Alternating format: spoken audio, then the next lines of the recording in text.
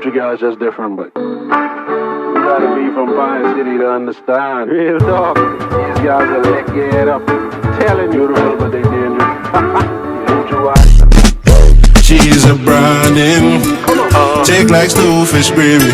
I want you to be my baby. Could you be my lady? She's off like Johnny Cake that my Grammy used to make. I'll take you out on a date, cause we like rake and scrape. She got the pineapple wine, she's a lucha thing. Baby, just take your time, go ahead, do your thing.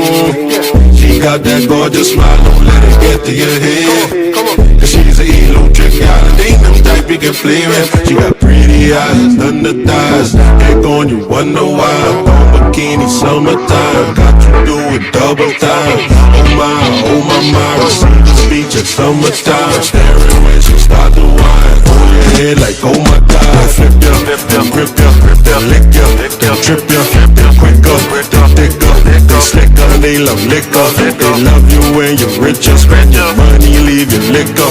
You go broke, they switch up, calling for your bishop. She got the pineapple wine, she's a lucha thing. Baby, just take your time, go ahead, do your thing. She got that gorgeous smile, don't let it get to your head. Cause she's a lucha gal, and ain't no type you can play with. She got pretty eyes, under thighs, head on you wonder why. On bikini, summertime, got you doing double time. Oh my, receive the speech at summertime. Staring when she start to whine, hold her head like oh my God. She say she got a man, I tell her I ain't mine. She asked me what's my plan, I say give me a wine. She say she got a man, I tell her I ain't mine. She asked me what's my plan, I just won't catch a wine. She got the pineapple wine, she's a lucha thing. Baby, just take your time, go ahead, do your thing. She got that gorgeous smile, don't let it get to your head. Cause she's a lucha gal, and ain't no type you can play with. She got pretty eyes, under thighs, head on you wonder why. On bikini, summertime, got you doing double time. Oh my, receive the speech at summertime. Staring when she start to whine, hold your head like oh my God. You been to Lighthouse Point yet? Saudi Lucha is a vibe. You been to Preacher's Cave yet? Let me take you for a ride. It's a Friday night at Ronnie's. She on vodka and tonic with a little splash of lime. These guys just like the vibe. She got the pineapple wine, she's a lucha thing. Baby, just take your time, go ahead, do your thing. She got that gorgeous smile, don't let it get to your head. Cause she's a lucha gal, and ain't no type you can play with. She got pretty eyes, under thighs, head on you wonder why. On bikini, summertime, got you doing double time. Oh my, receive the speech at summertime. Staring when she start to whine, hold your head like oh my God.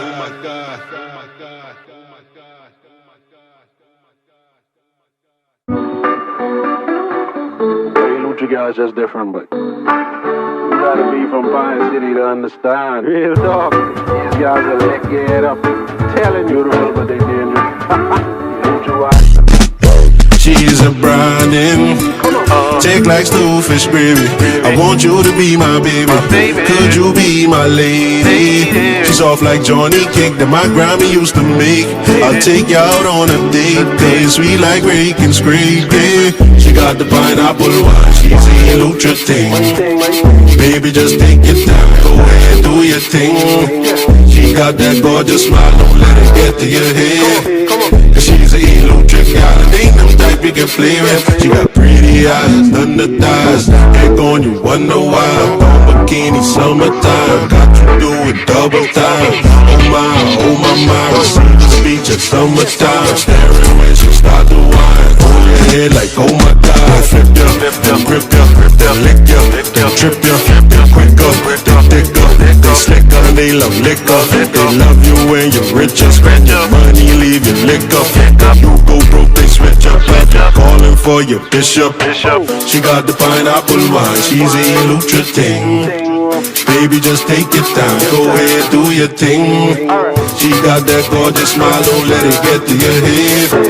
Cause she's an elusive gal, and ain't them type you can play with. She got pretty eyes, thunder thighs. Ain't going to wonder why. On bikini, summertime. Got you doing double time.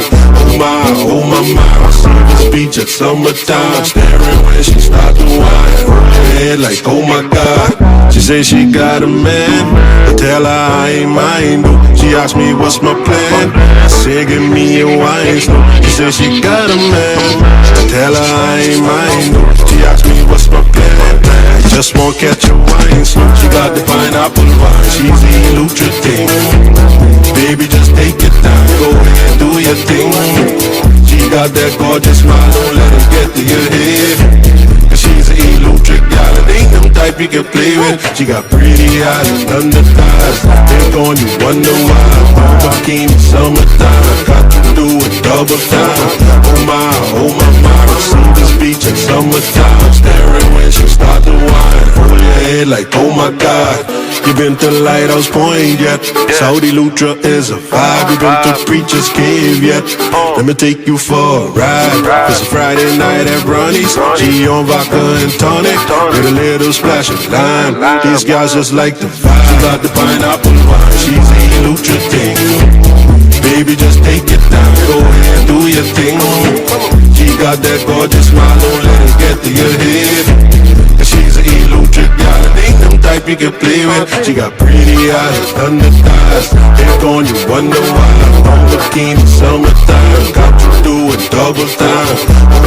Oh my, I see this beach at summertime. Staring when she start to whine. Hold your head like, oh my God.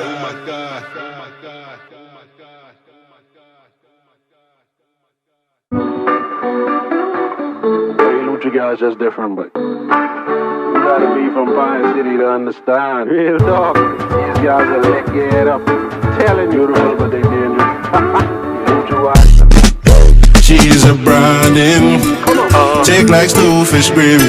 I want you to be my baby. Could you be my lady? She's off like Johnny Cake that my Grammy used to make. I'll take you out on a date, cause sweet like rake and scraping. She got the pineapple wine, she's the elusive thing. Baby, just take your time, go ahead, do your thing. She got that gorgeous smile, don't let it get to your head. Cause she's an elusive gal, and ain't them type you can play with. She got pretty eyes, thunder thighs. Ain't on you, wonder why. On bikini, summertime. Got you doing double time. Oh my, I see this beach at summertime. Staring when she start to whine. Hold your head like, oh my God. Flip ya, then grip ya, then lick ya, then trip ya, then quicker, then thicker, then slicker. They love liquor, they love you when you're richer. Spend your money, leave your liquor. You go broke, they switch up. Calling for your bishop. She got the pineapple wine, she's a elusive thing. Baby, just take your time, go ahead, do your thing. She got that gorgeous smile, don't let it get to your head. Cause she's an elusive gal, and ain't them type you can play with. She got pretty eyes, thunder thighs. Ain't on you, wonder why. On bikini, summertime. Got you doing double time. Oh my, I see this beach at summertime. Staring when she start to whine. Hold her head like, oh my God. She say she got a man, I tell her I ain't mine. She asked me what's my plan, I said give me a wine. She say she got a man, I tell her I ain't mine. She asked me what's my plan, I just won't catch a wine. She got the pineapple wine, she's the elusive thing. Baby, just take your time, go ahead, do your thing. She got that gorgeous smile, don't let it get to your head. Cause she's an elusive gal, and ain't them type you can play with. She got pretty eyes, thunder thighs. Ain't on you, wonder why. On bikini, summertime. Got you doing double time. Oh my, I see this beach at summertime. Staring when she start to whine. Hold your head like, oh my God. You been to Lighthouse Point yet? Saudi Lutra is a vibe. You been to Preacher's Cave yet? Let me take you for a ride. It's a Friday night at Ronnie's. She on vodka and tonic with a little splash of lime. These guys just like the vibe. She got the pineapple wine, she's the elusive thing. Baby, just take it time, go ahead, do your thing. She got that gorgeous smile, don't let it get to your head. And she's an electric gal, ain't them type you can play with. She got pretty eyes, under thighs, hair on you wonder why I'm on bikini summertime. Welcome to Candid Culture Podcast, where being candid is our culture. Let's get started.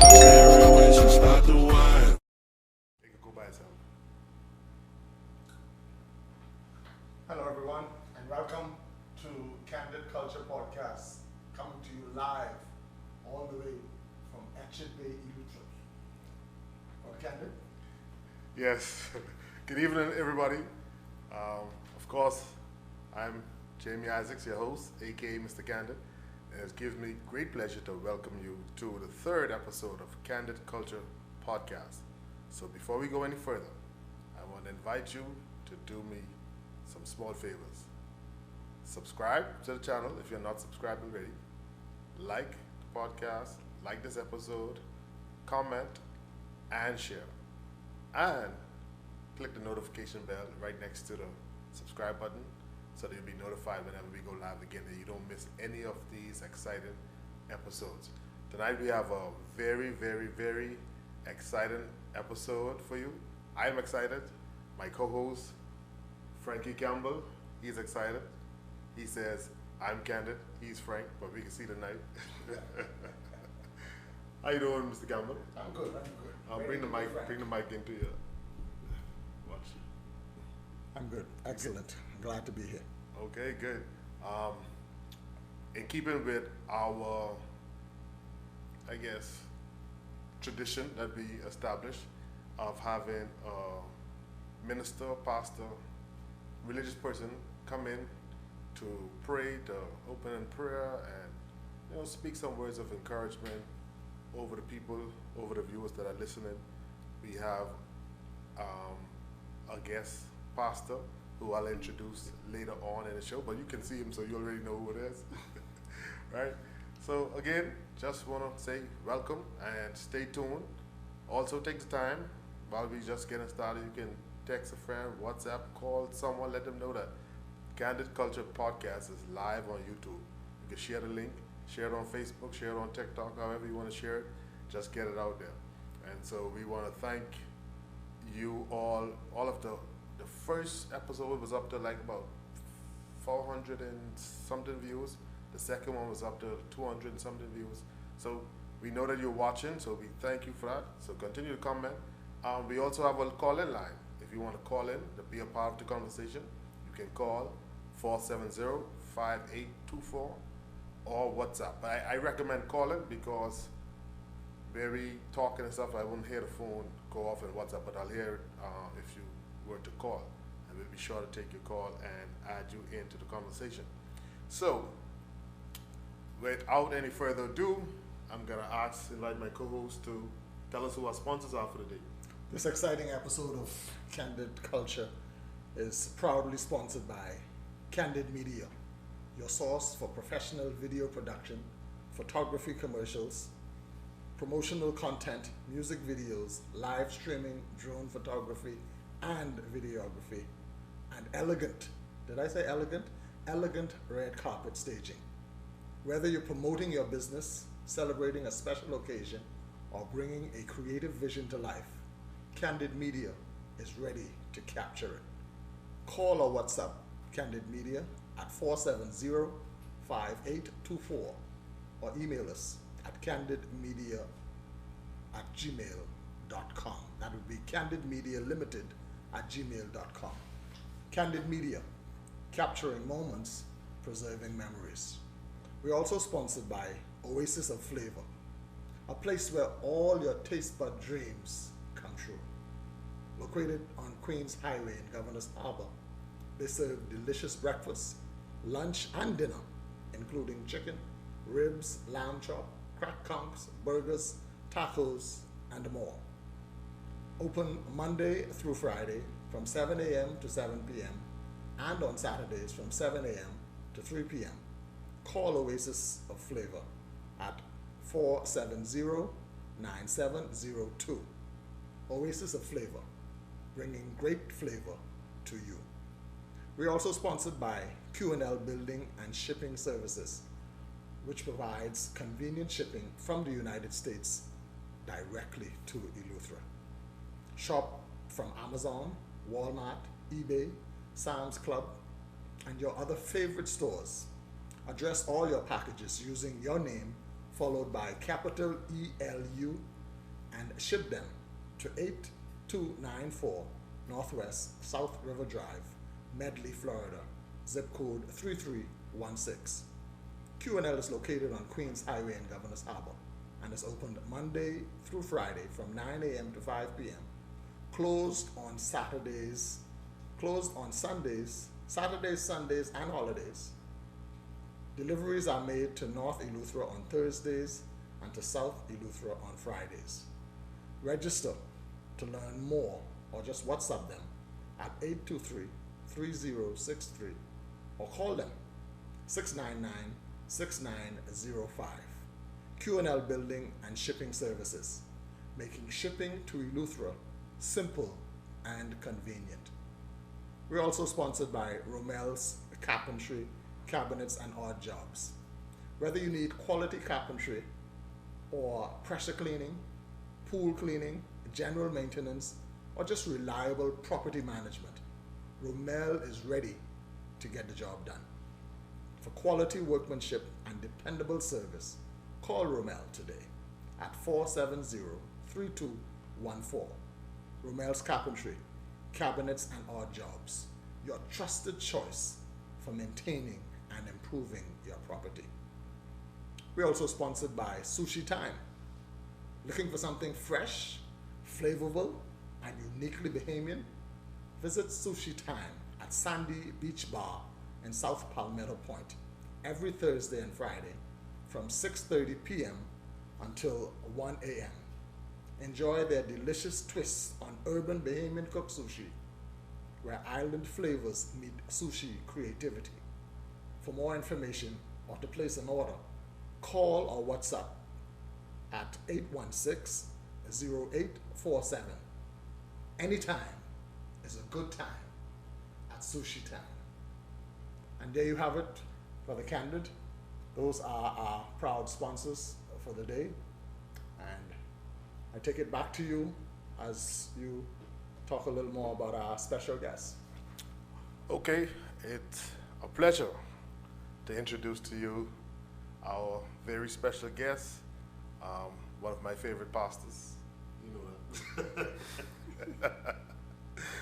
Okay, Pastor Eric Johnson's ministry began in on the beautiful island of Eleuthera as a youth director from 1974 to 1995. He worked with the youth departments and Sunday schools in various churches in Hatchet Bay. His love and passion for the souls of men extended his ministry to the streets throughout the length and breadth of the island. With a servant's heart, he gladly assisted many pastors in ministry.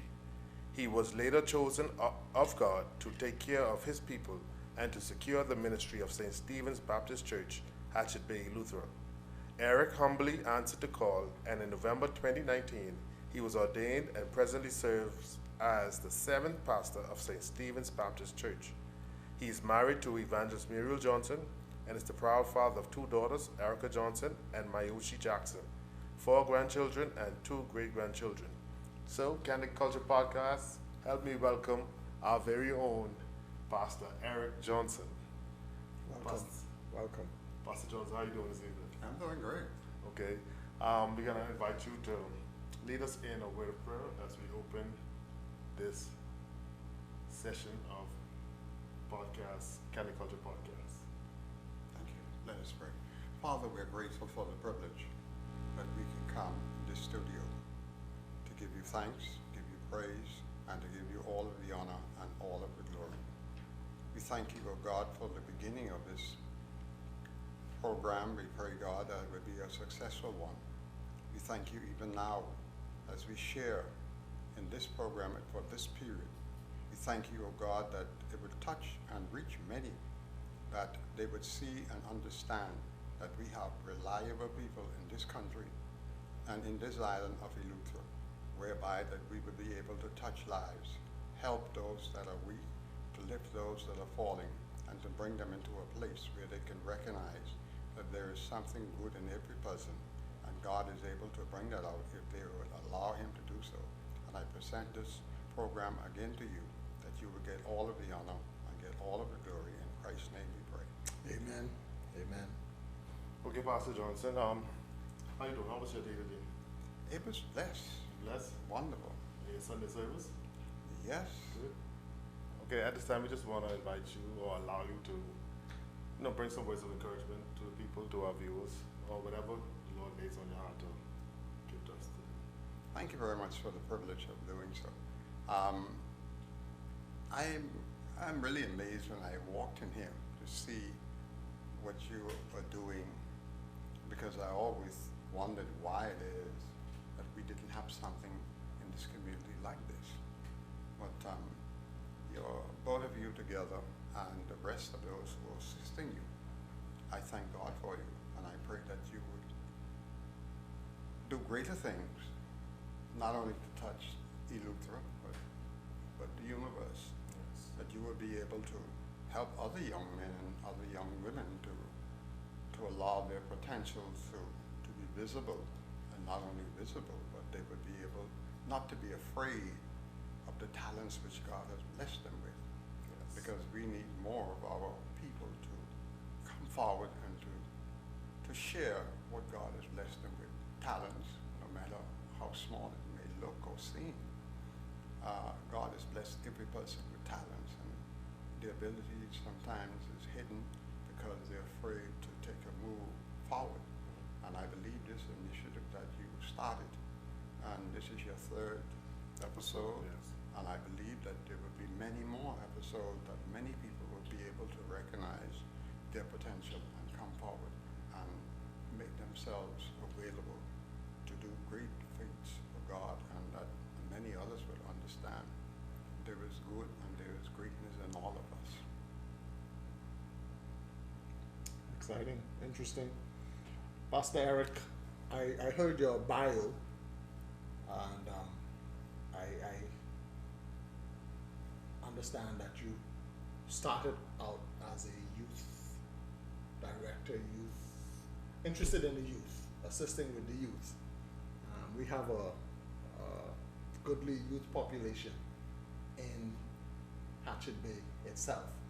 I had the occasion to speak at a graduation, at a Maritime Cadets graduation, and I was proud to see youth from Hatchet Bay being involved. And I was proud that as the guest speaker, I was able to use one youth from Hatchet Bay, a former participant in the Maritime cohort, Lancaster Dean Jr., and I was able to use him as an inspiration to inspire the cohort as to the limitless possibilities that program offers, and how it can take them to the world. And as you prayed, you did mention the possibility of us taking this program throughout the universe. So for the young people here in Hatchet Bay, are you satisfied that there are enough programs right here in the village to keep them positively occupied and not become idle hands for the work of you know who? No, I'm not. And if you were to suggest,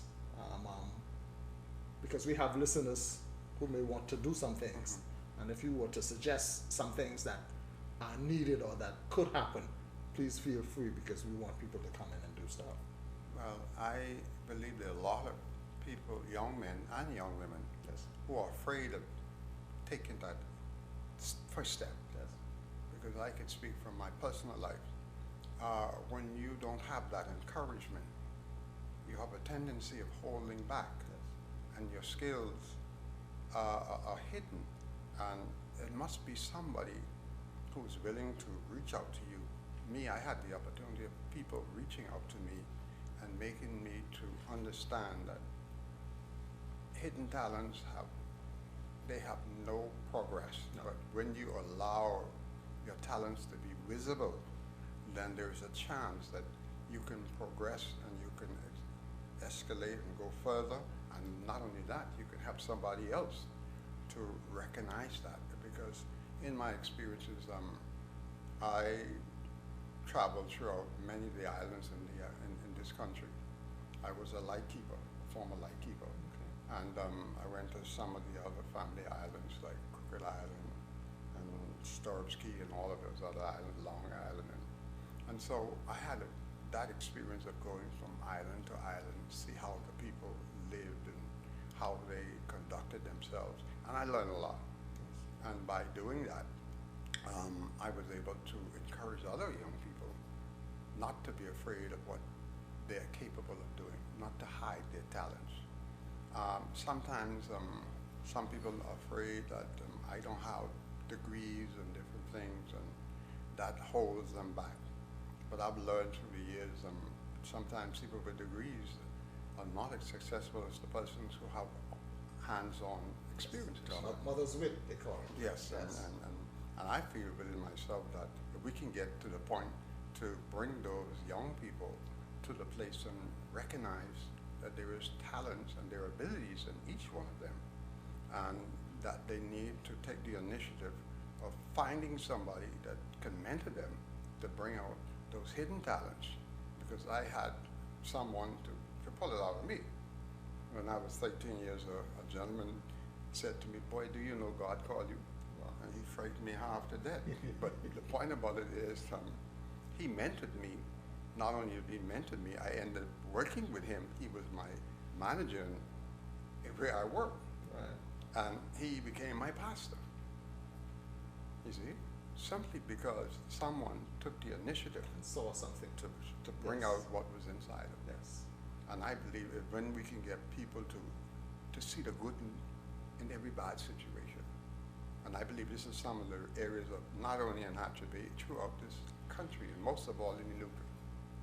We have a lot of talented young people, but they're afraid. They're afraid of people telling them, "You can't do this, you ain't no good, this thing." And that has been some of the things that have caused a lot of young people to destroy themselves and to destroy others in the process. I'm going to take you a little closer to home. So I can't remember which days, but surely enough, on certain days I drive past your church in the afternoon and I see a gathering of young persons. Sometimes they're playing volleyball or they're playing games. Tuesdays. Tell us about that. Tell us what that's all about. It is called Sunshine Band. It is being established over 65 years. Wow. And right now, the leader of that group is Sister Audrey Farrington.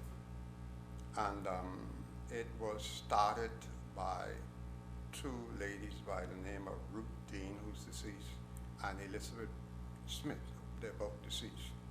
Then it continued through my former wife, Cheryl Dean Johnson.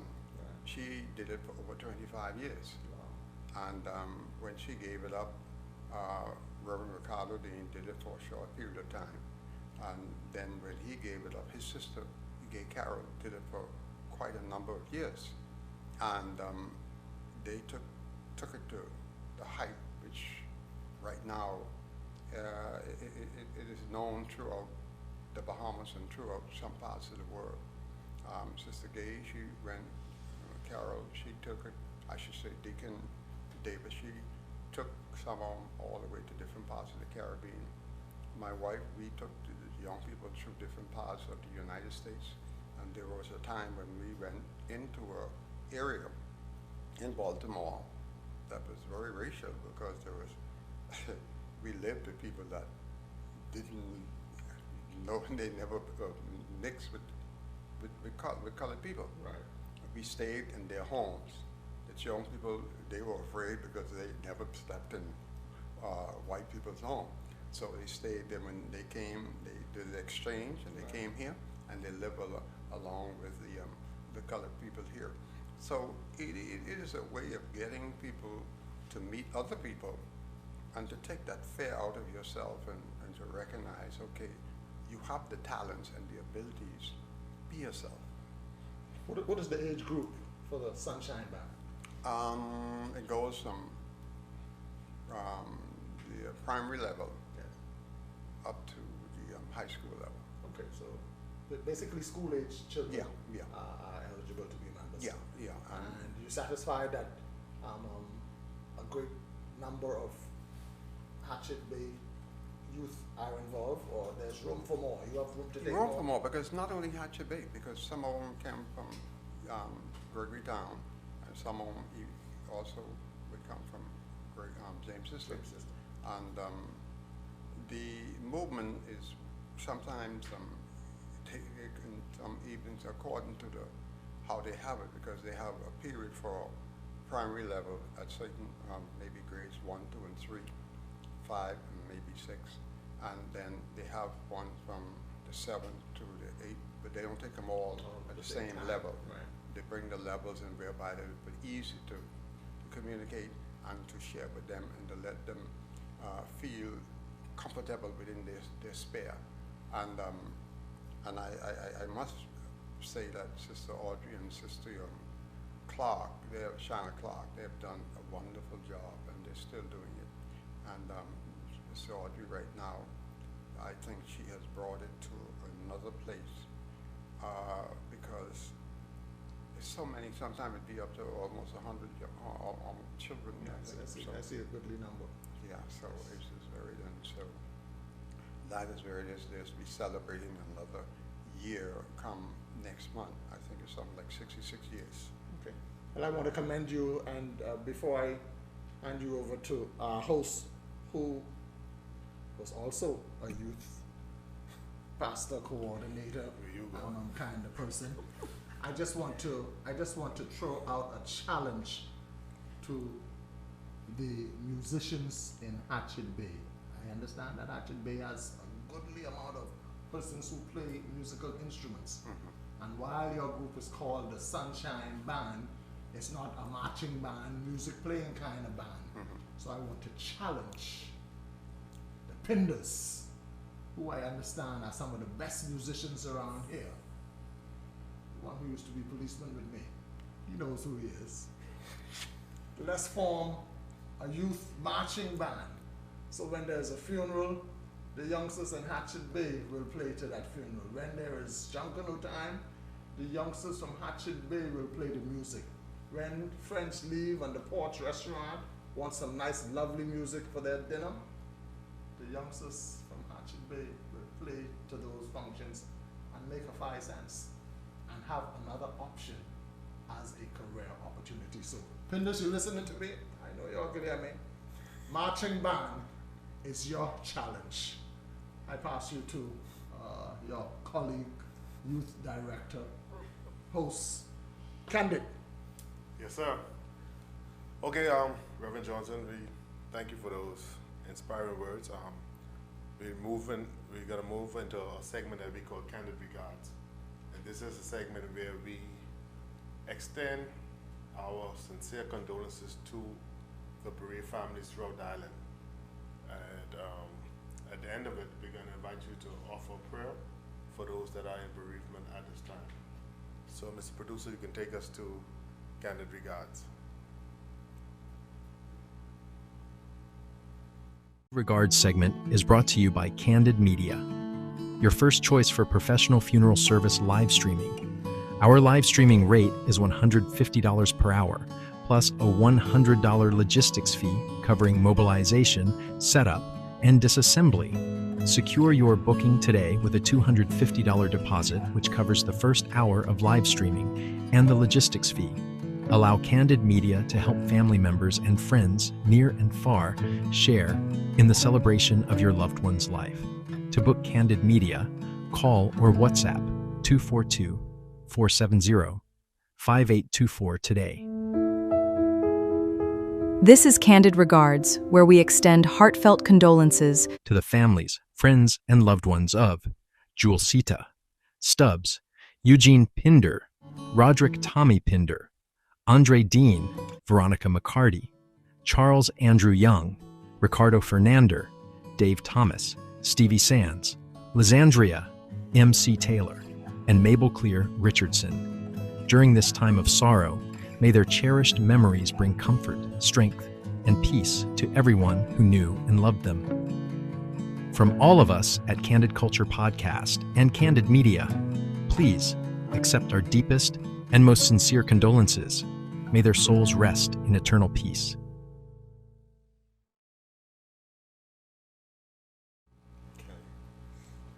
And we want to add to that condolences to the family of Miss Kelly, who during our last episode was still reported as missing. But we see in the media where persons were charged for her death. And so we're satisfied that she is no longer among the living and her family are now grieving. And so we add her to that list. Sincere condolences from Candid Regards. Also, I'd like to add to that, I would offer condolences to our Deputy Grandmaster for Prince Hall in the person of Lorne Baston on the passing of his mother, Mary Baston. So from Candid Culture Podcast, we offer you our most sincere and humble condolences. At this time, Pastor Eric, we're going to invite you to pray for those who are in bereavement at this time. Thank you. Father, we are so grateful for life. We realize there's sometimes that there is a brook in the circle, and that circle brings much pain when we lose a loved one, a friend. And there are so many that are hurting because of loved ones that have been taken away from us through death. Sometimes through persons of their anger and through their frustration, they take lives because of destruction in their hearts and in their minds. And to those by accidents and those of God who die of natural causes, we pray for those families. And each one in their respective places, we pray that you would bring comfort to them in this hour. We pray, O God, from Bluff straight on up to Benham and Town, and even different parts of the country. We have loved ones throughout this country that have been touched by death, one way or the other, even in this community. And we pray, O God, that you would bring hope, bring peace, bring healing, bring deliverance, and remind them that you are a healing Jesus, and you are a comforter. And I pray right now that you would just bring the healing balm and bring peace, bring that hope that will be kept alive, that they would remember that you are still there to comfort them in the time of their needs. In Christ's name we pray. Amen. Amen. Amen. So Reverend Eric, we want to thank you for taking time out of your busy schedule to come and share with us this afternoon. We know you had a busy day. You had a full service this morning. Did you preach this morning? No, today is Women's Day. Okay. So you had a little break. But nonetheless, we don't want to keep you any longer. We want to allow you to go and get some rest. So just want to say thanks, and we hope to have you back again. Maybe next time I would like to talk to you about some more on the history of Hatchet Bay, which I know you have a lot of information on, because I've been meaning to do that with you at some point. So hopefully on another occasion we'll have you back to do that. To be willing? What kind of history you're looking for? All the history you have. If I might suggest, Go ahead. maybe if we speak with Pastor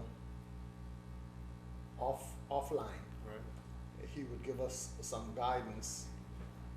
The history that he shares with us would give us some guidance even in terms of who we bring in as guests. Right. You recall I mentioned earlier that around the Heroes Day holiday, Right.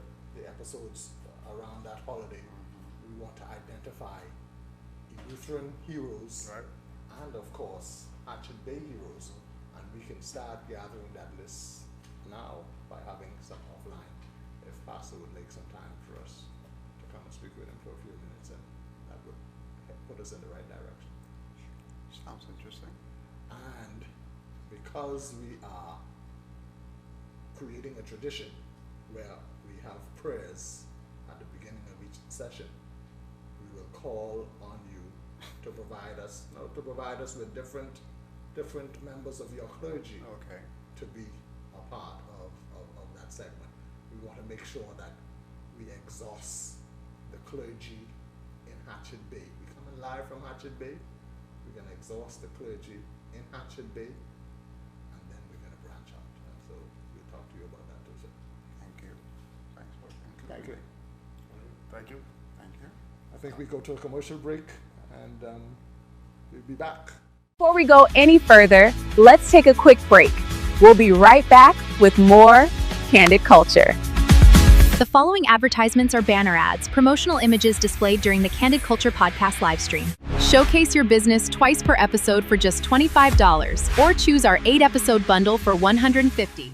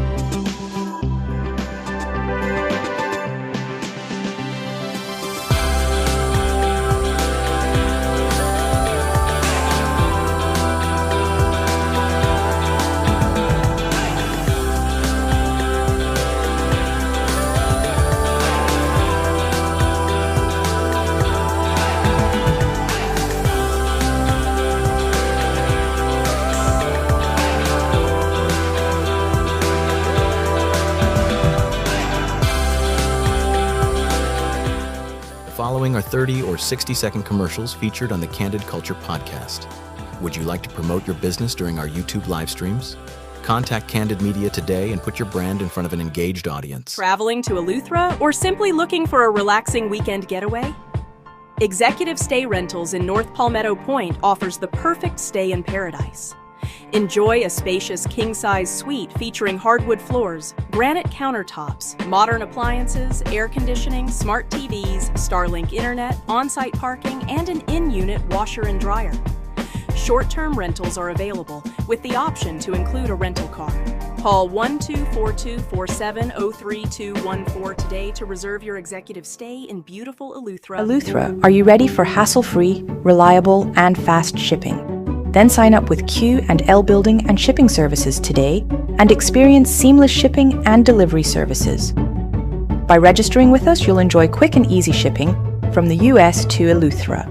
Simply send us a WhatsApp message with your full name and email address to get started. Have your orders shipped to our convenient US shipping address, then simply email all invoices, including shipping information, item description, and item cost to our email address, el.invoices@qlbuildship.com. Once your order has arrived in Eleuthera and has been priced, one of our representatives will contact you and arrange for easy pickup. Q and L Building and Shipping Services, your one-stop shop for freight, home goods, and more. Welcome back to Candid Culture Podcasts, where the conversations are real, the opinions are honest, and being candid is our culture.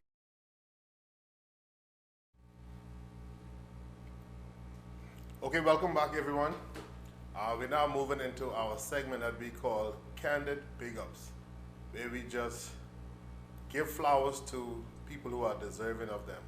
And it could be you. So at this time, we're gonna let you know who was sponsoring the segment. The segment is sponsored by Rumel's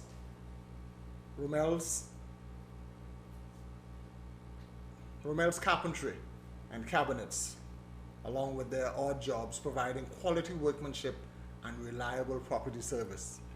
Call Romel's anytime. They're ready to deliver. They're ready to give you that satisfaction that you're yearning for as it relates to your property. Call Romel at 470-3214. Call him today. Tell him that Culture Podcast gave you the information. You might be inclined or in line for a discount. Okay, first I want to give big ups to people celebrating their birthdays from today and throughout the week.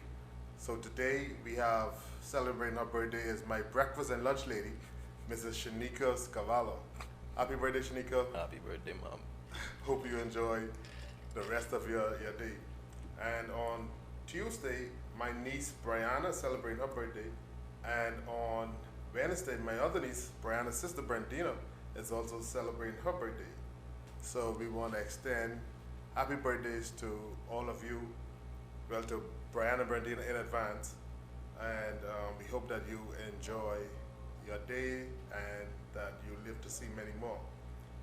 Also, we want to give big ups to, of course, my barber for keeping me fresh and clean. Shout out Joshua Sweden, all the way in Greencastle at GC King's Barbershop. And if you want to look fresh like me, give him a call. His number is 817-7688, and he takes appointments. So I arrived at Josh about 4:25 for my 4:30 appointment. I sat in the car a few minutes and I walked in at 4:28. And 4:30, I was in the chair getting my cut. So give him a call to make your appointments so he can get you sharp. Next, I want to give big ups, of course, to my fellow co-workers who've been getting a lot of heat recently.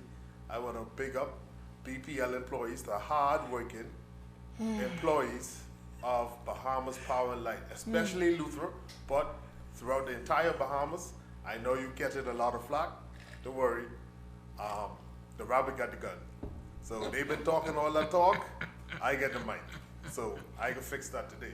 All right? So you all keep your head up and know that I got you. All right? Next, if you notice, those of you that tune in from the beginning, the 10-minute timer, you heard a beautiful song called Elutra Girls. That's by our very own Cruise Control, aka Cruise the Dawn, or Dawn Cruise rather, right? And we shot a portion of his video, the music video for that, on Saturday. So that's being produced by Candid Media, of course. And so you'll be seeing that soon. So on Saturday we shot the jet ski scene. It was a wonderful experience. And at the same time, I want to pick up the jet ski rental company that we use, and that's Try2 Water Sports, right there in Governor's Harbor. You can also give them a call at 809-3323. I hope I pronounced it right, but it's spelled Tritu. I pronounce it Try2. How does that sound to you? Sound good enough for me. Okay. So big up Try2 Water Sports. Also, I'm a part of a WhatsApp chat group called Eleuthera Entrepreneurs. So I'm just gonna randomly go through the chat and pick up some of the ads that's been posted in the group. So I see Drinks by the Sea, held every Friday, Saturday, and Sunday. Food by Shah's Platter and Treats, that's right there on Receivers Beach. Next, I want to big up Shauna's Lemonades and Treats. Fresh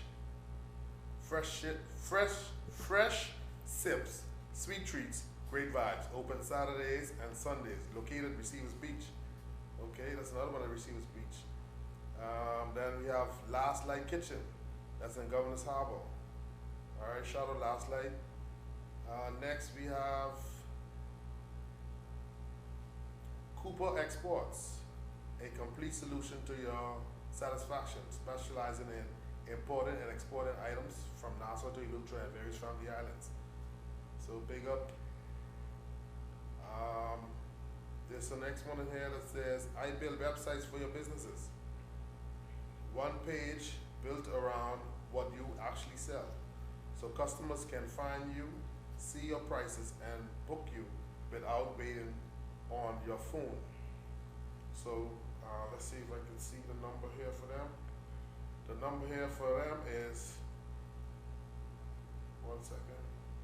The number there for them is, it's small right. So it's 551-9400 to get your websites made up for your businesses. Okay, so that's it from the Lutheran Entrepreneurs chat group. Next, I want to give a big up to Nurse Ingram. And Nurse Ingram is now an author. That'll be Nurse Regina Ingram from Tappan Bay. She's an author of a book called Back in the Day, Stories of Life, Faith and Legacy in Tappan Bay. And to get your copy, you can call her at 801-0364, or you can find it at Faith for Life Bookstore in Rock Sound. So that number again is 801-0364. In fact, you know what? Let me call Miss Ingram and put her on Candid Culture Podcast to talk about her book. Let me call. Let me see if she got some.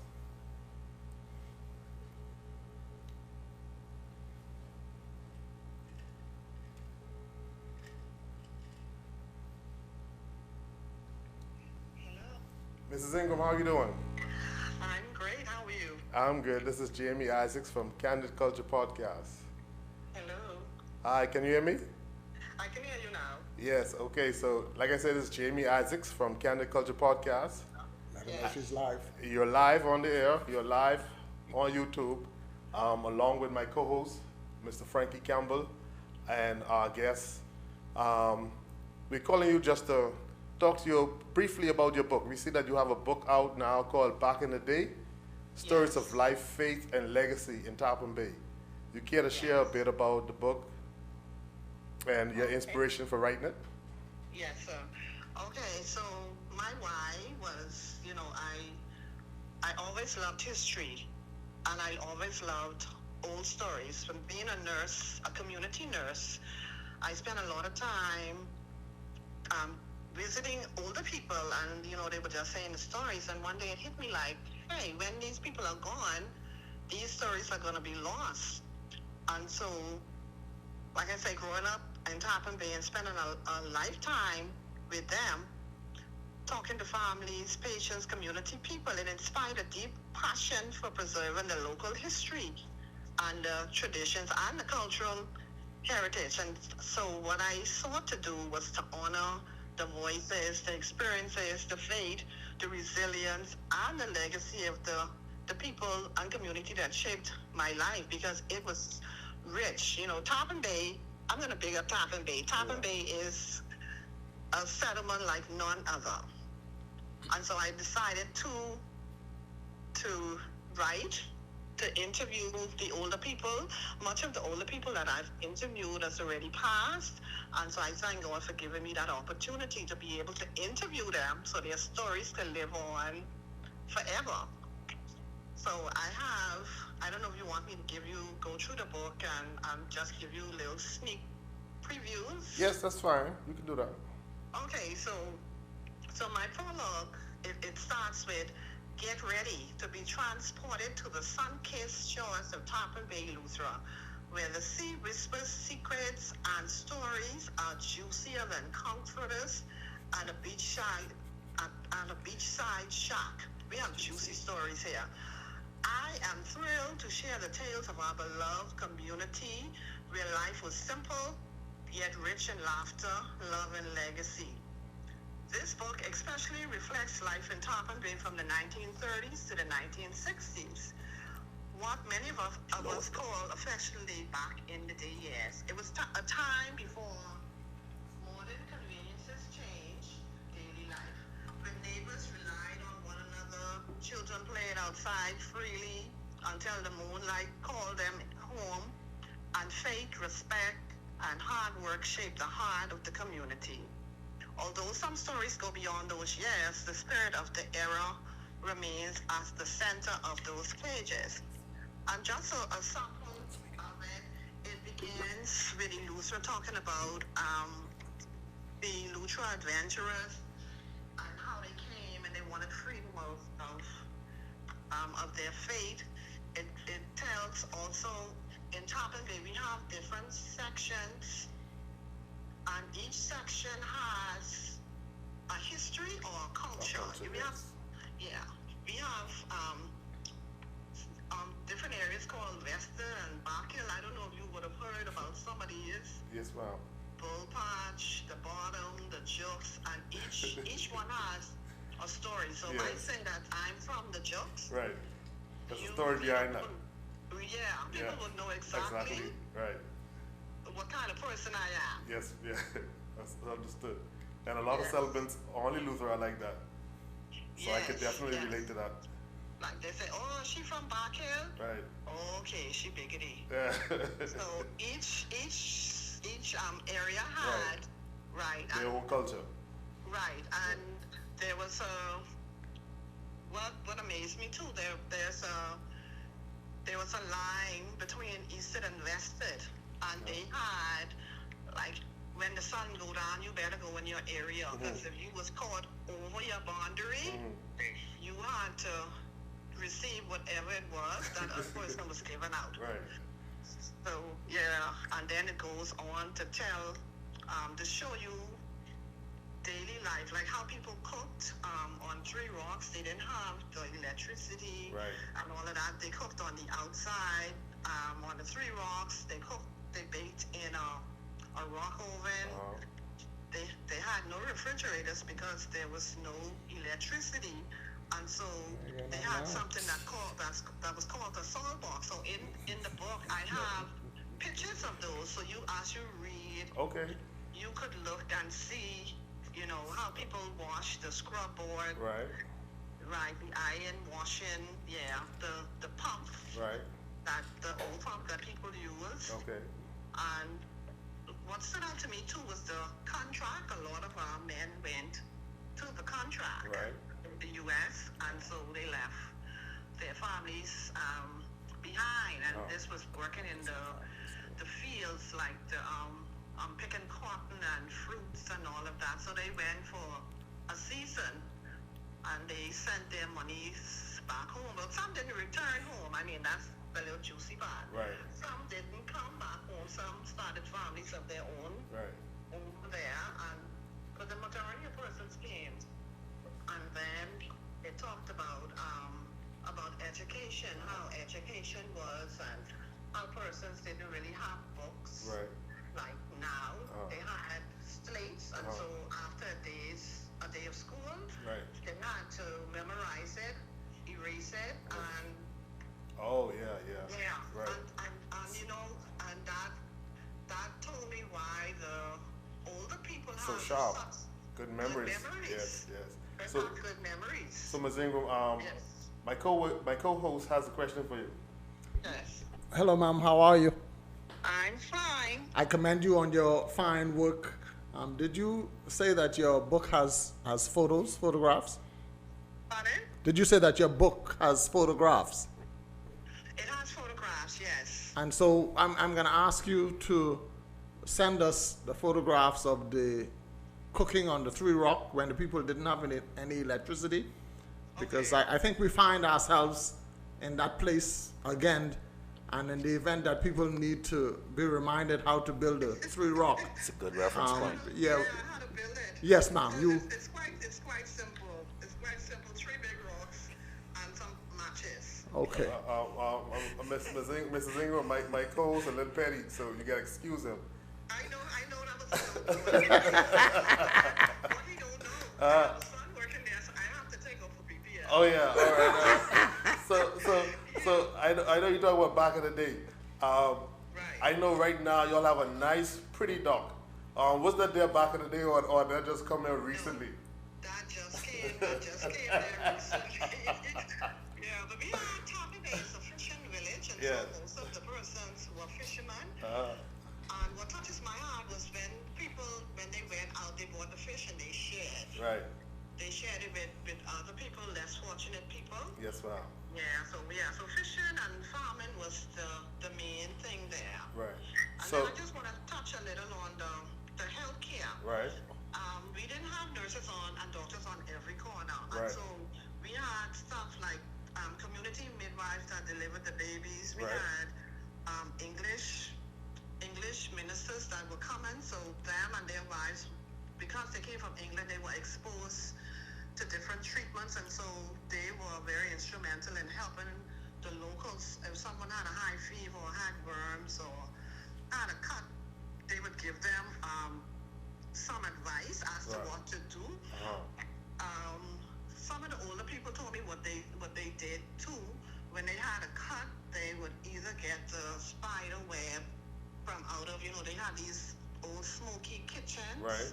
I barely remember it as a small child. Yes, And ma'am. they'll have the spiders doing their little thing, and so they'll just grab down some spider web, put it in the cut, In the wound, yeah. or they'll pack it up with salt, and amazingly it healed without infection. Yes, yes. So Ms. Ingram, I see on the ad that you the book is available at Faithful Life Bookstore in Roxtown. So how much is the book? The book is $20. Okay. So the book is available at Faithful Life in Roxanne and Right. also at a neutral stationers in Roxanne. Okay, sounds good. I have books on me as well. Right.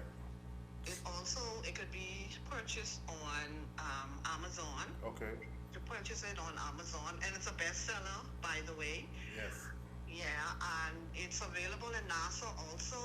My daughter, she's there. On the flyer, it has the number, Right. and then it's also available at Logos Bookstore and Book and Bindings in Palmdale. Okay, thank you.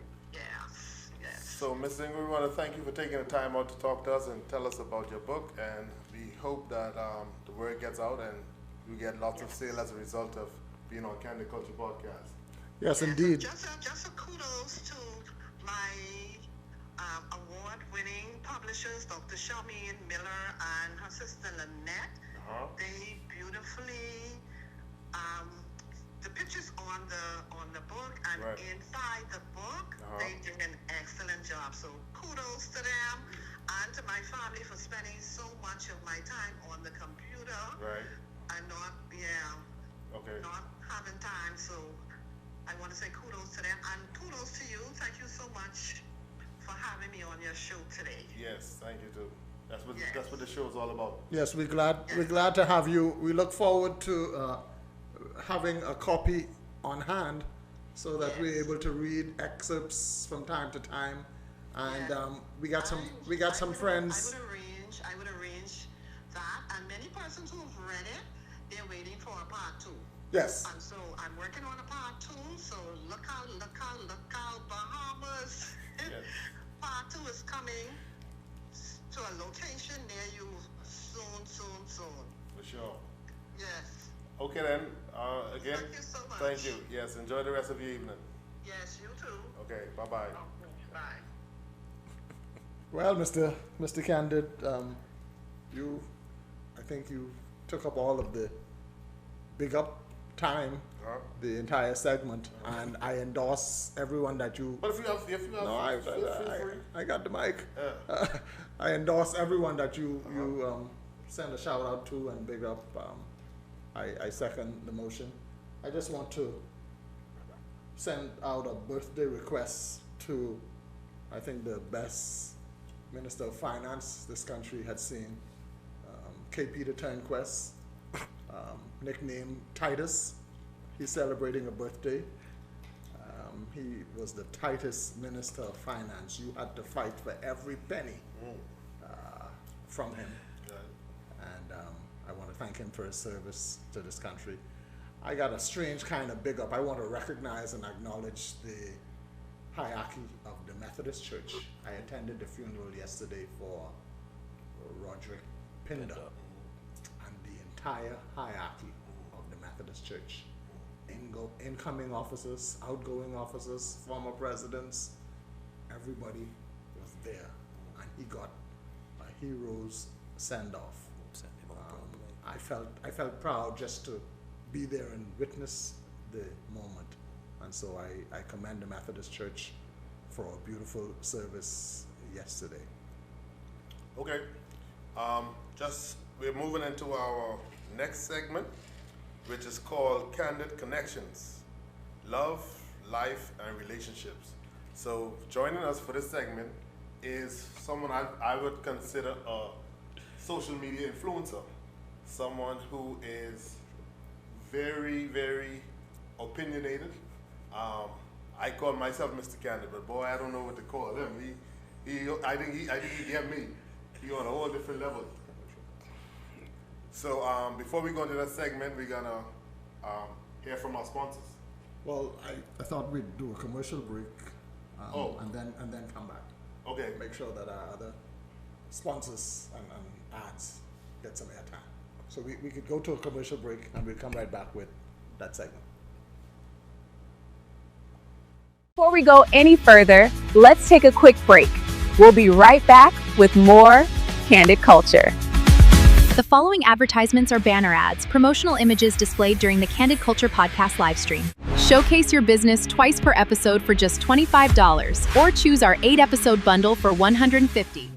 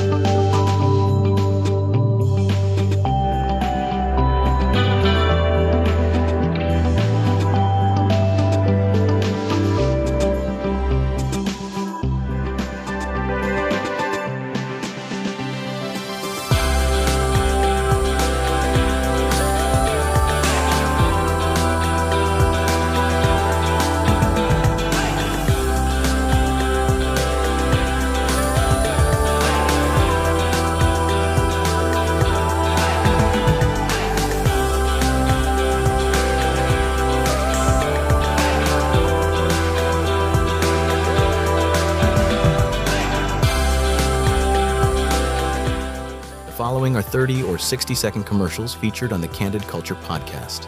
Would you like to promote your business during our YouTube live streams? Contact Candid Media today and put your brand in front of an engaged audience. Traveling to Eleuthera or simply looking for a relaxing weekend getaway? Executive Stay Rentals in North Palmetto Point offers the perfect stay in paradise. Enjoy a spacious king-size suite featuring hardwood floors, granite countertops, modern appliances, air conditioning, smart TVs, Starlink internet, on-site parking, and an in-unit washer and dryer. Short-term rentals are available with the option to include a rental car. Call 1-242-4703-214 today to reserve your executive stay in beautiful Eleuthera. Eleuthera, are you ready for hassle-free, reliable, and fast shipping? Then sign up with Q and L Building and Shipping Services today and experience seamless shipping and delivery services.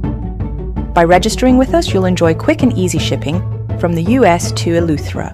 Simply send us a WhatsApp message with your full name and email address to get started.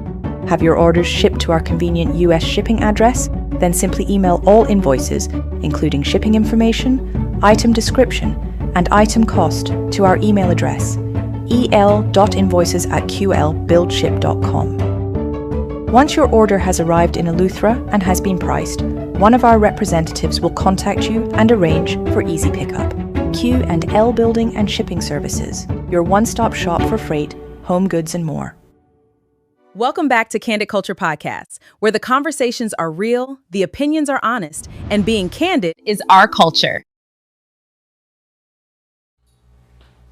This segment, Candid Connections, is proudly sponsored by the motor vessel Island Link, which is providing reliable passenger and freight services between New Providence and Hatchet Bay, Lutheran. Island Link departs Nassau at 1 p.m. on Friday and 8 a.m. on Sundays, arriving at Hatchet Bay approximately 4.5 hours later. For more information, you can call the Island Link at 477-6162. The motor vessel Island Link, keeping Eleuthera connected to New Providence. Mr. Candid? Yes, so like as I was saying, our next guest is a social media influencer who's well known throughout the island for his heavily opinionated videos that he creates on TikTok, covering a lot of topics. So I thought it was fitting to bring him in for this particular segment called Candid Connections, which is about love, life, and relationships. And one video in particular that I saw from him, I didn't tell him which one it was I chose. So we're just gonna play it now, and then we're gonna allow him to speak on it and give us, and then we'll all give a reaction to it. Mr. Producer? The love of your life ain't never someone else's partner. I don't care what you and that person might have had in the past, you can need to get over it. And especially if you develop these feelings for somebody recently knowing that they with somebody, yeah, you need to take that selfish and that greedy mentality and go somewhere else with that fucking nonsense. You don't get to prey on another person's happiness and destroy their relationship and say that you're doing this because you feel that the person should be with you, and that's a justification. You know how messed up you'd have to be to freaking covet someone else's partner? To do the mental gymnastics to say, you know what? I can lead a better life with this person. I need this person, and I'm gonna do whatever I gotta do to get this freaking person. I can't even justify the amount of envy and jealousy it takes to actually decide that this is who you want if they already with somebody else. And don't get me wrong, the person who's allowing themselves to be removed from their relationship to go with fucking you, especially if this relationship is a fucking marriage, yeah, they ain't no better than you are. But God knows, you who going out of your way to destroy somebody else's happiness to make yourself happy, yeah, it's a special place for you in hell. I hope you enjoy it fucking now. Hear me loud and clear when I say this.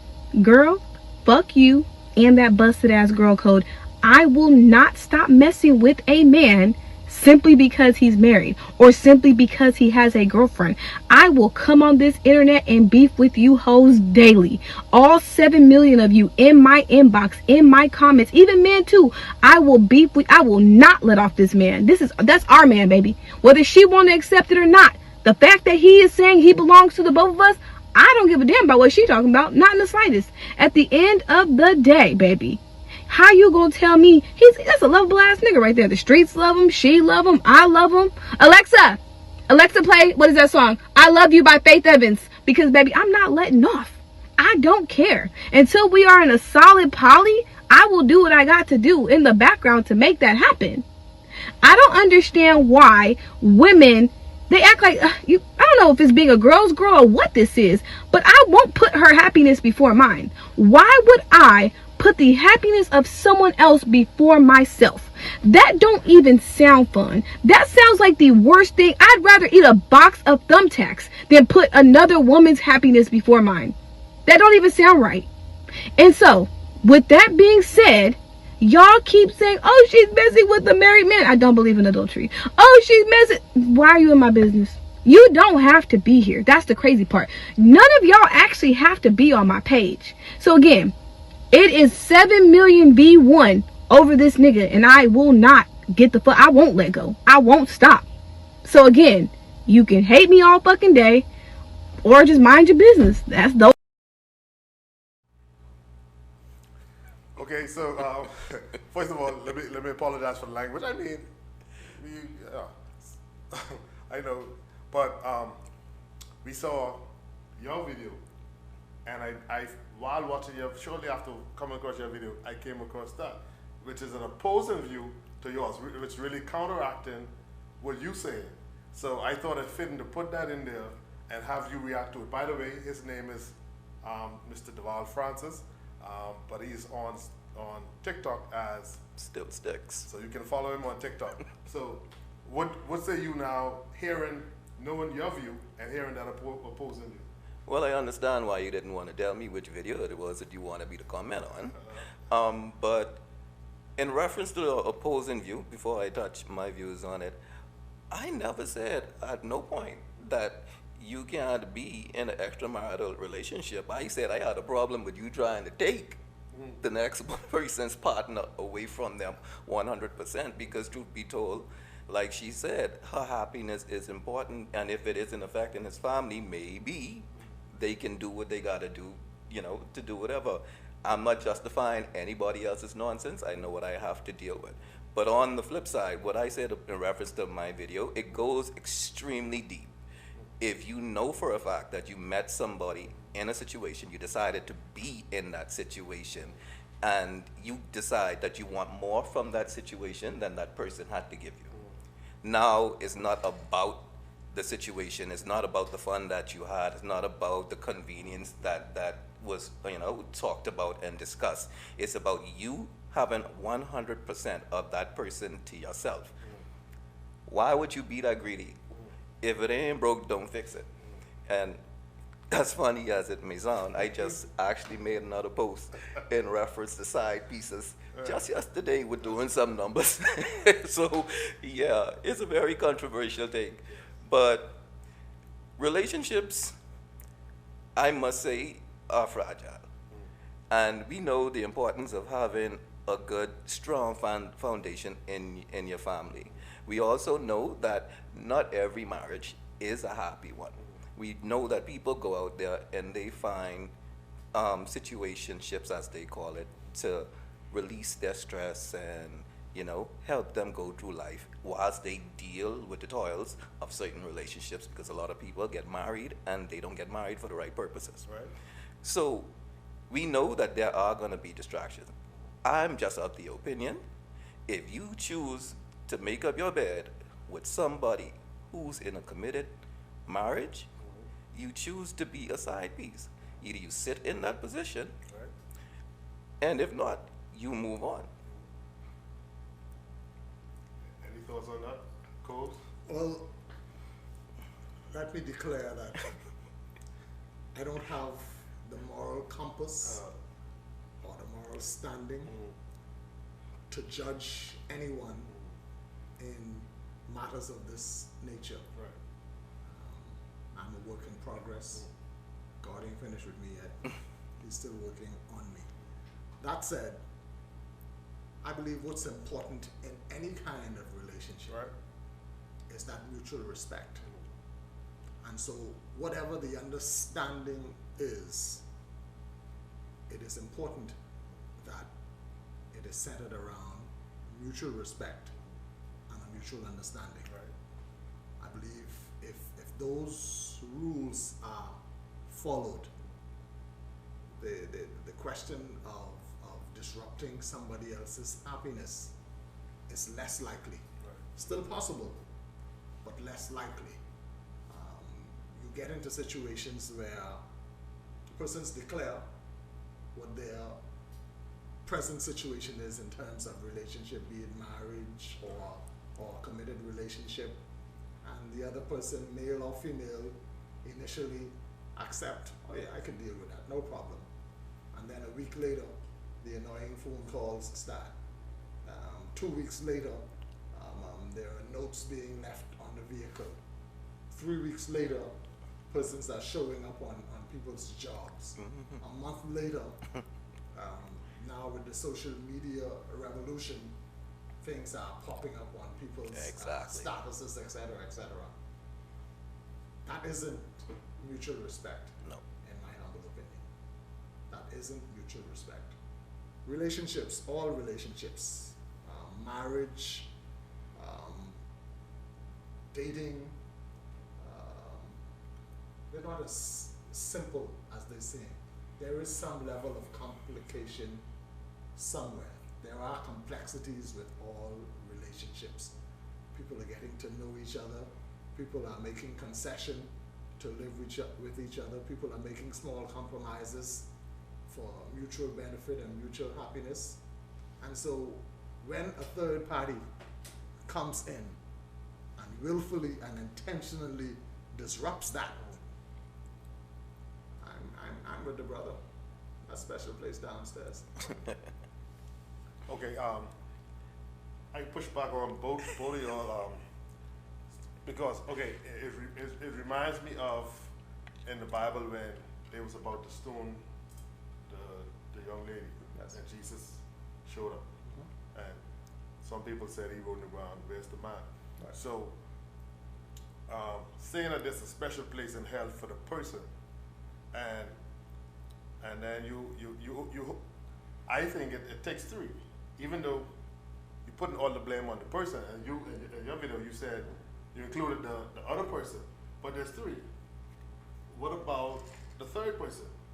Shouldn't all parties have some accountability of what's happening in that relationship?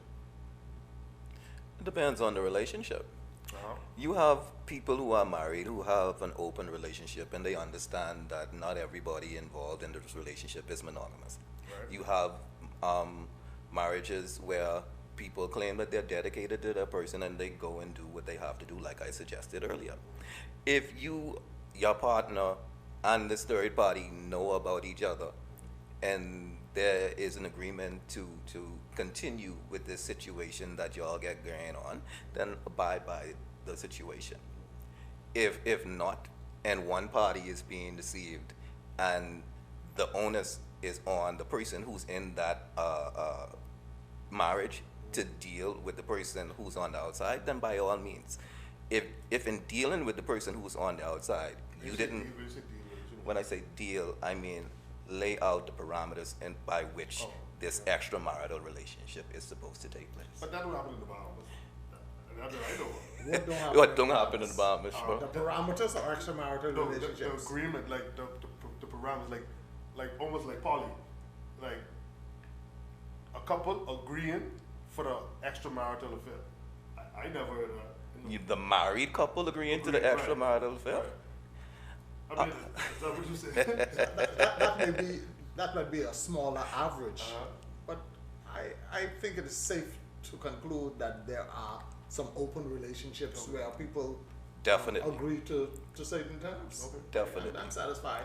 Don't forget, when we think of the Bahamas, we think of the little small country that we live in, but we have to accept that we send our children off to school.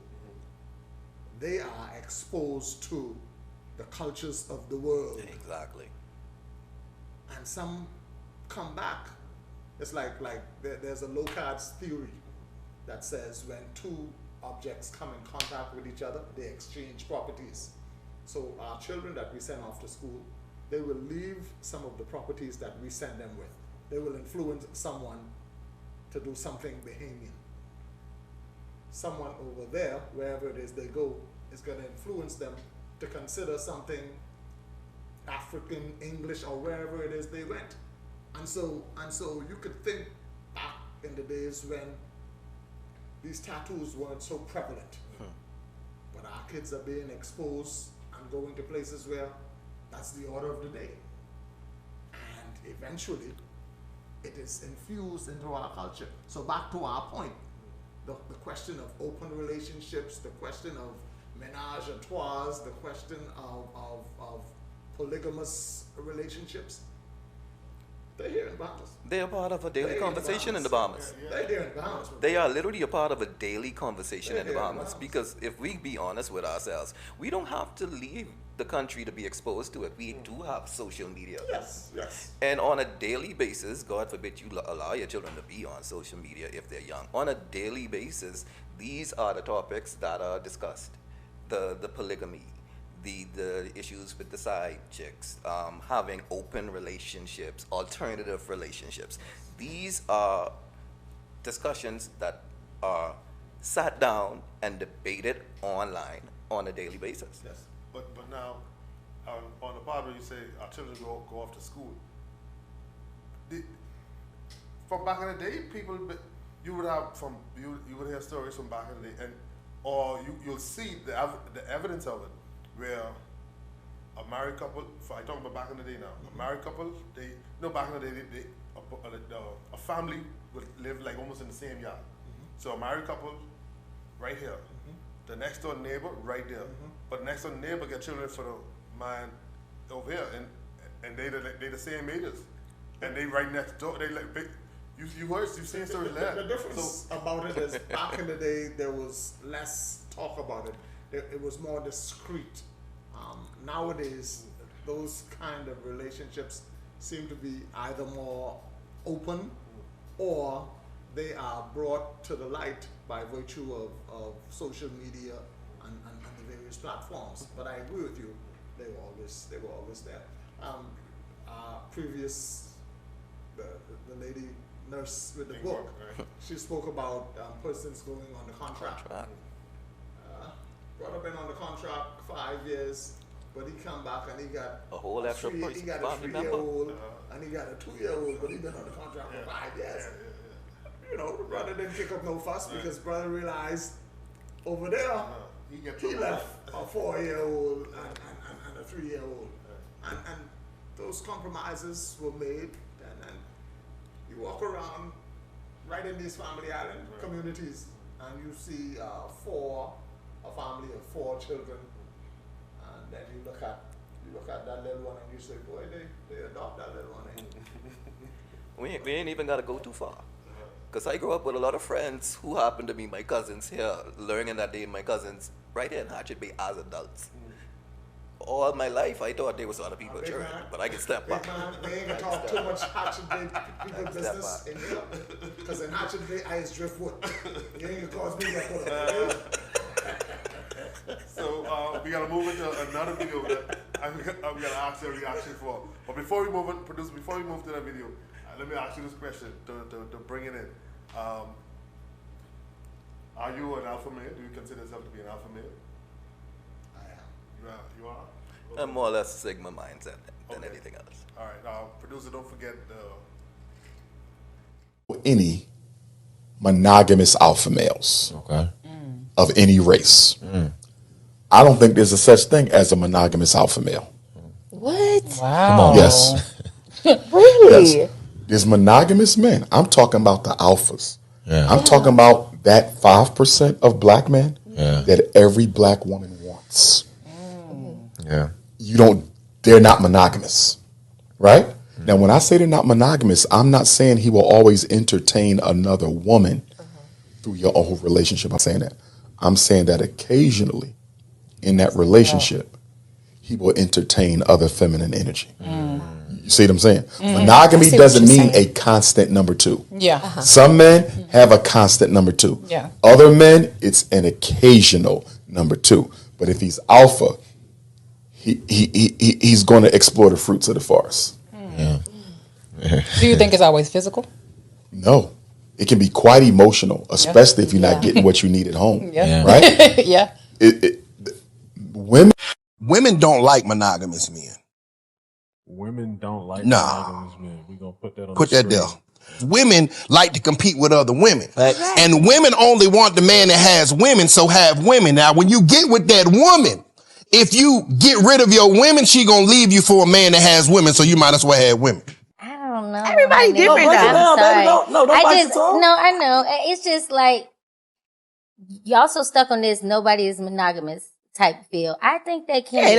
I think they are. There's no way everybody out here just No, there's plenty of monogamous men. Y'all just don't want to fuck them. The guys that are in your message requests right now, they're a monogamous man. The man that has DM'd you for the last 5 years, happy birthday, and you left him on red, he's monogamous. Yes. He would love to come home to you. He work his 9 to 5. He'll be home by 5:30 and would love to come home to you every day and wouldn't look another bitch way. You don't want him. I don't want to bait him. I'm like that. I don't want to bait him. Thank you, bro. Thank you. Found a nigga him. You want big dog. So, reactions.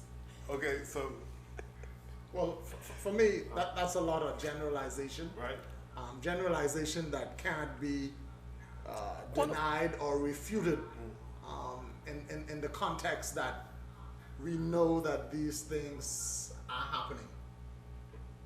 What I want to say is, notwithstanding the generalizations, there are still traditional individuals. There are still persons who are committed to their relationships. There are persons who are, for all intents and purposes, are striving to be monogamous. We would have to go to the Bible, with which you're familiar, Pastor Isaacs, that says, "For we've all fallen and come short of the glory of God." So there are persons who fell off the wagon, but quickly got back on the wagon. There are persons who were lured off the wagon and quickly got back on the wagon. I just want to point out that I'm satisfied that all of these generalizations does not speak to everybody. Okay, so here's my take on it. I believe that all men are monogamous at some point. Okay, think about this. Think about, as men, think about the first time you fell in love. Or think about the time when you were in love. It don't have to be the first time, but I'll use the first time, for example. Crush. Right. When that's your first love, when you're in love with that woman, if Beyonce come on to you ain't, because your eyes locked, your eyes set on that one woman. So initially, I think all men are monogamous, but I feel at some point, because of heartbreak or because of some disappointment in a relationship, men fall back and use and abandon monogamy for protection, to protect their heart, to protect their feelings, to protect, to protect themselves. It's like a what term is a protection mechanism. Like you feel like you need a spare tire just in case if this woman breaks your heart, you have something to fall back on. So I feel that in the beginning, all men are monogamous, but at some point that changes because of heartbreak or disappointment. I personally feel like expectations broke a lot of men. A lot of men got with women who they wanted to be 100% committed to, like you said. Right. They had these preconceived notions that the relationship was going to be this way, she was going to do this particular thing, and they were going to be enough. And they find out that, you know what, this woman wasn't in it like how you in it. She sees somebody else, and she moved on. All right, so now, in that situation, I wouldn't even say the woman is at fault for your feelings. You vested those feelings. You decide that you wanted to put those expectations on yourself. Right. So because you decided that those expectations were what you would have as your focal point in your relationship and they weren't met, you hurt yourself in that situation. I've always told people that you allow people to be how and who they are, and you love them for how and who they are. You can only take what they're willing to give, and you shouldn't be in a position where you're trying to force them to give what they're not willing to give. And I will take it to my grave that if you remove expectations and you just watch a person where they are, see what they like, understand what they do for fun, assimilate yourself into that particular environment, love that person for that. then you won't have these instances where you got to complain about a broken heart and you got to run out there to be no alpha man and you need 20 women. What do you say to the belief that at the beginning of every relationship there is a degree of pretending, and by that I mean persons are not necessarily themselves. They're performing. They're performing, and so how long will the getting to know last to get past the pretending? Do some people pretend up until they're married, and then they become who they always were? I know some people who've been pretending for the majority of their marriage. I know people who've been pretending for 30 years, like for decades. They've been pretending because they are afraid to show the person who they with who they are, because they believe if the person see who they are, they change their outlook on who they are. I personally don't believe in giving nobody nothing what I can't give you on a consistent basis. That's where my nickname comes from. The nickname actually came from a little brother, but the still sticks portion what I have on TikTok, that's where it came from. It came from me being who and how I am through all situations. I don't care to pretend. You want to be with me, you got to understand who you're with, and you got to accept me for who I am. Now, I'm going to be respectful. I'm going to be courteous. I'll be generous. It's either you can deal with me being those things, or if you want more and we can establish that there's a compromise to be made, we could work on it. But if not, take it or leave it. So on the expectations part, what you said, I feel like every relationship is built on expectation. Okay, even everything in life is built on expectation. Yeah. So everyone is gonna come into a relationship expecting something, and that's where the disappointment comes in. But you can't help that. You can't help expect. I think if you take away, correct me if I misunderstood what you said. Are you saying you should take away the expectation? You shouldn't have any expectation? I am not saying that you should not have expectations. I'm saying that you can't impose them on the person that you're choosing. I'm saying that at the end of the day, you can have an idea of what you want. Right. Get as close as possible in your time that you're taking for yourself to get to know the person, to see if this is a person who aligns with those expectations. We will see people who nowhere near what we want, but they look a particular way, we engage those people. We will see somebody who we know for a fact that we can't sit down and have a conversation with. I can't articulate how I feel to this person because they ain't on my level mentally. So I'll never have the understanding I require in a relationship. But I will dedicate myself to that situation, assuming that, you know what, eventually it can work out, and it never does. We think that we can. So you literally, you breaking yourself down by accepting somebody who don't align with you, and then you complaining about nonsense happening to you. You're not happy, you're not happy. You put yourself in a position to not be happy because happiness is on you.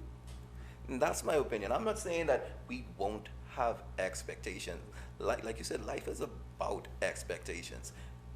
But managing and mitigating whether or not those expectations are met by aligning yourself with people who in circumstances that gives you the best outcomes for those expectations is different. Right. That's what I'm saying. Okay. But Mr. Candid, I just want to make an observation here. Right. In the two TikToks you showed, you got a female's perspective and a male's perspective. Right. Then we spend the rest of the time discussing the male's perspective. Right. I don't think this would be complete. No. Until the next episode, when we bring a female to ensure that the female's perspective is heard, and then we can sort of sum up. Okay. And so maybe we could have both. Sure. Both. That'd be interesting. Sure. Mr. Producer, cue up the next video for us to react to, please. I think that a woman cheating on a man is like the ultimate betrayal. So a man cheating on a woman isn't the Different. ultimate, but all Completely like different. piss me off. Completely different. And I'm not saying either are okay. So disclaimer, better if you're a cheating man. is weak, right? Shut up. Listen, if a woman cheats on a man, number one, I think that you have ultimately disrespected and betrayed your man. But more than that, you look real dumb. Because what do you look like choosing a man who is supposed to be him, but you let another man take his power away? So now you're just letting everybody know you got a bad picker and you're disrespectful and you're going to let a whole other man come in and take, I ain't. Tell them, sir, No stop being hoes out way. here. Ain't no way. Men gotta stop being hoes too. I think It's not a biggest part of your nature to be a disrespect. hoe. Yes, it is. No, it's not. Sound crazy. And you want to know what I think is worse than that? And I'm just going to say it. And y'all can let me know. Go ahead. I think when a female goes down on a man in cheating, it's worse than if she just sleeps with a man. Because if you just sleep with a man, at least you got some Nah, but I'll be enjoyment honest out of with you, it. that But question- if you go down on a man, you just gave him some and you didn't. You sound. What you woman look- going that down on a question- man and that's then why they're this enjoying question- it? I think it is literally the worst betrayal that a woman could do. And I think that it makes a woman look dumb. And I think it's weak for a man, but we all know that men are more physical. They can have sex and it doesn't mean anything. If a about it, Sarah. woman has sex with another man outside of her partner, that's a different Disrespectful. Send type her of straight woman. to hell. It's disrespectful when a man cheats on his woman. I didn't too. say it's not. I'm talking about show over here. You I'm over here not saying sounding it's not crazy. disrespect. I I'm just don't think saying it's as it's a deep. different. It That's is a that deep. it's a different type of different woman levels. you gotta be Yeah. to be a cheater as a woman. Yeah. In my opinion. Because how are you going to give another man power over the lead that you say you're submitted to? Like, Yeah. my brain can't even wrap around that. Doesn't even make sense. Ungodly. I swear. I'm Okay, so I think that the betrayal and the disrespect is equal.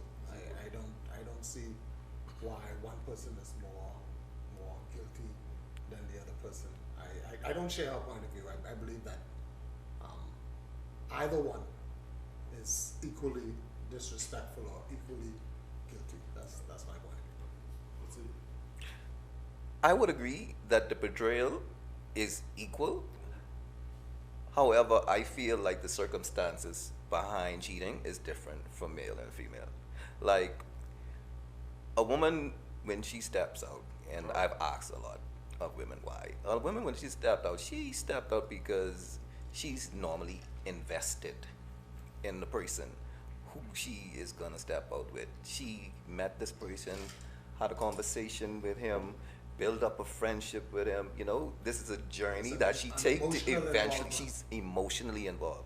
A dude could go out there, be frustrated, be intoxicated, do some nonsense, and never think about the person who they did that with again.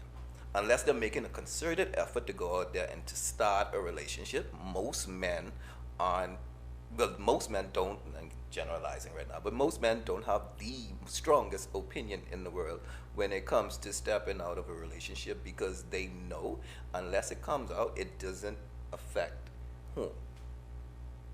A woman going out there, chances are she done with whom.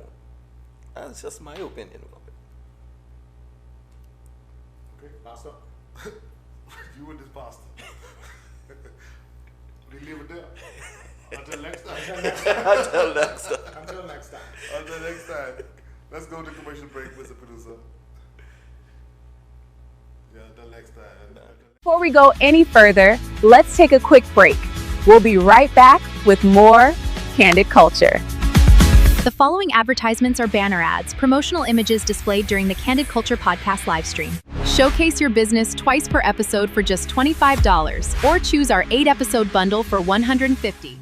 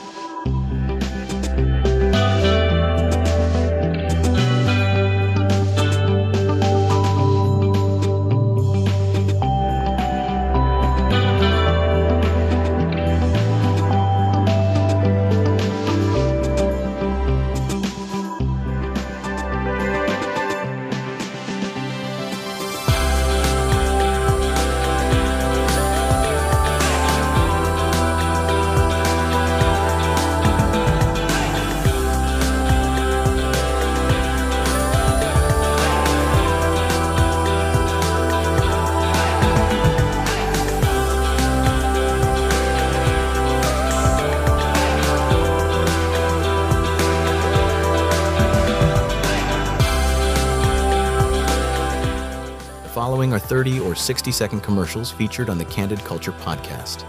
Would you like to promote your business during our YouTube live streams? Contact Candid Media today and put your brand in front of an engaged audience. Traveling to Eleuthera or simply looking for a relaxing weekend getaway? Executive Stay Rentals in North Palmetto Point offers the perfect stay in paradise. Enjoy a spacious king-size suite featuring hardwood floors, granite countertops, modern appliances, air conditioning, smart TVs, Starlink internet, on-site parking, and an in-unit washer and dryer. Short-term rentals are available with the option to include a rental car. Call 1-242-4703-214 today to reserve your executive stay in beautiful Eleuthera. Eleuthera, are you ready for hassle-free, reliable, and fast shipping? Then sign up with Q and L Building and Shipping Services today and experience seamless shipping and delivery services. By registering with us, you'll enjoy quick and easy shipping from the US to Eleuthera. Simply send us a WhatsApp message with your full name and email address to get started. Have your orders shipped to our convenient US shipping address, then simply email all invoices, including shipping information, item description, and item cost to our email address, el.invoices@qlbuildship.com. Once your order has arrived in Eleuthera and has been priced, one of our representatives will contact you and arrange for easy pickup. Q and L Building and Shipping Services, your one-stop shop for freight, home goods, and more. Welcome back to Candid Culture Podcasts, where the conversations are real, the opinions are honest, and being candid is our culture. Welcome back, everybody. We are going into the segment we call What's Making Headlines. But before we go into that, we want to get a word from our sponsor. Yes, this segment is proudly sponsored by Lutra Pure for all your fresh, purified reverse osmosis water, ice, and the various soft drinks that they make. Check out Lutra Pure on Queens Highway in Hatchet Bay. Their number, 335-0499. Lutra Pure Water and Ice. Pure refreshment you can trust. Mr. Candid? Okay, what's making headlines? Making headlines is a viral clip that's circulating on social media that features my good friend and cousin, Howard, Mr. Bamboozles Johnson, giving a very provoking take on BPL. You in trouble again? And BPL employees. In fact, Mr. Producer, you have that video for Howard. Let the people see what Howard had to say. If you still making exorbitant amounts of overtime, you have work to do, okay? And if you don't have work to do, then they need to send you over to the BGC then, okay? Exactly. So you could do some work over there. Or don't pay the overtime.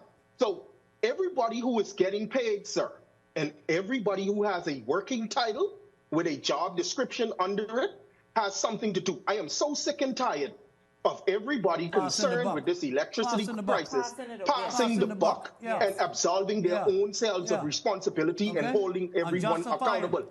Let everybody not get paid until this gets fixed. Let everyone not get paid. Cabinet minister, prime minister, technical specialist, linesman, let chairman of the board, chairman of BP, let everybody not get paid. We do not work on the power grid. That's not what anyone in BPL does at the moment. Do you know what we do? We do strictly generation. The Bahamas Grid Company, BGC, I don't know where everybody's been living for the past 2 years when the government has been touting Bahamas Grid Company, Pike and all of this, and said that they gave them the grid. They are in charge of our grid, not BPL. Please stop mixing BPL with BGC. BPL has been split in two. There's a new company called Bahamas Grid Company. BPL subsidizes that company at the tune of $8 million to keep your lights on. Not us. My job is to generate. They're saying we have no generation issues. They're saying that we are generating power. The problem is distributing the power.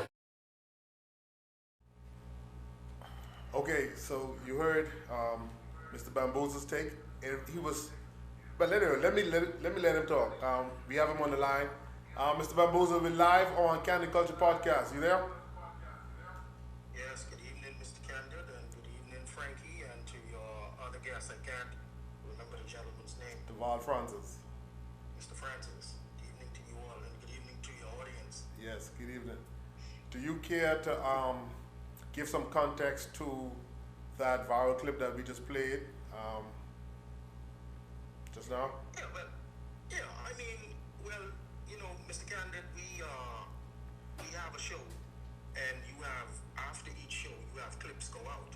Now, I know there's, all the time, these clips, they cause controversy, and our production staff obviously splice up segments of the show to get those newsworthy, viral-worthy, and all of those clips that are going to be entertaining and go viral. Listen, man, at the end of the day, anybody who wants to get upset, you can get upset. I stand by my comments, but I just want everybody to understand two things. Number one, whenever somebody says something that you are in disagreement with, that is the opportunity for us to learn and understand.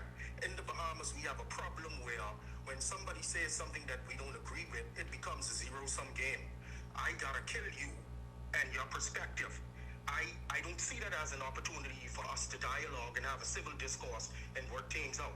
And then number two, within the context of that particular clip, there was a show that was around the clip.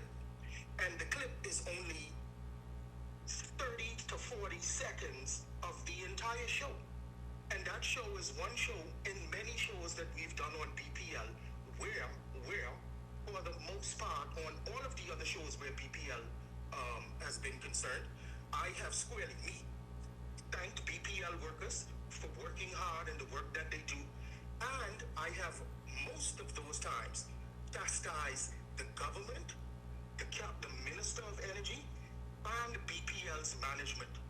But this one time, when Kyle Wilson came on, your union president, he made a lot of sense with some of the things he said, but my frustration came when I perceived that in some of his comments, him, one of the persons who took over thousands of dollars in overtime per month, seemed to be trying to absolve himself and BPL of any responsibility.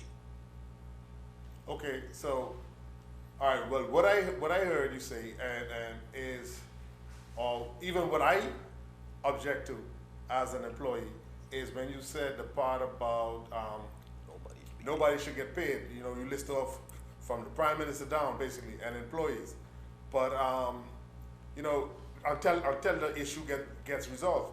But throughout the issue going on, we all still have to work, and if we working, we should get paid. So for you to say that we shouldn't get paid, it come off a little harsh. Would you agree, or could you see that point of view? Yeah, no, I could definitely see that point of view, but that was not the point I made. The point I made was if you are absolving yourself of responsibility, the analogy is the same sufferation and the misery that the people whose lights are off are feeling and experiencing. You should feel that too by not getting paid. It was an analogy. I'm not saying you shouldn't get paid, and I'm also saying that people should not have their lights off and have to suffer for hours and hours and hours on end, days and days on end. It appears to be an electricity apocalypse throughout the country when people have job descriptions, people are making big money, when people have excellent benefits, when people drive in company car, and have company credit card and stuff, and it seems as if we are continuing to go full steam ahead into an electricity crisis. Okay, so an analogy.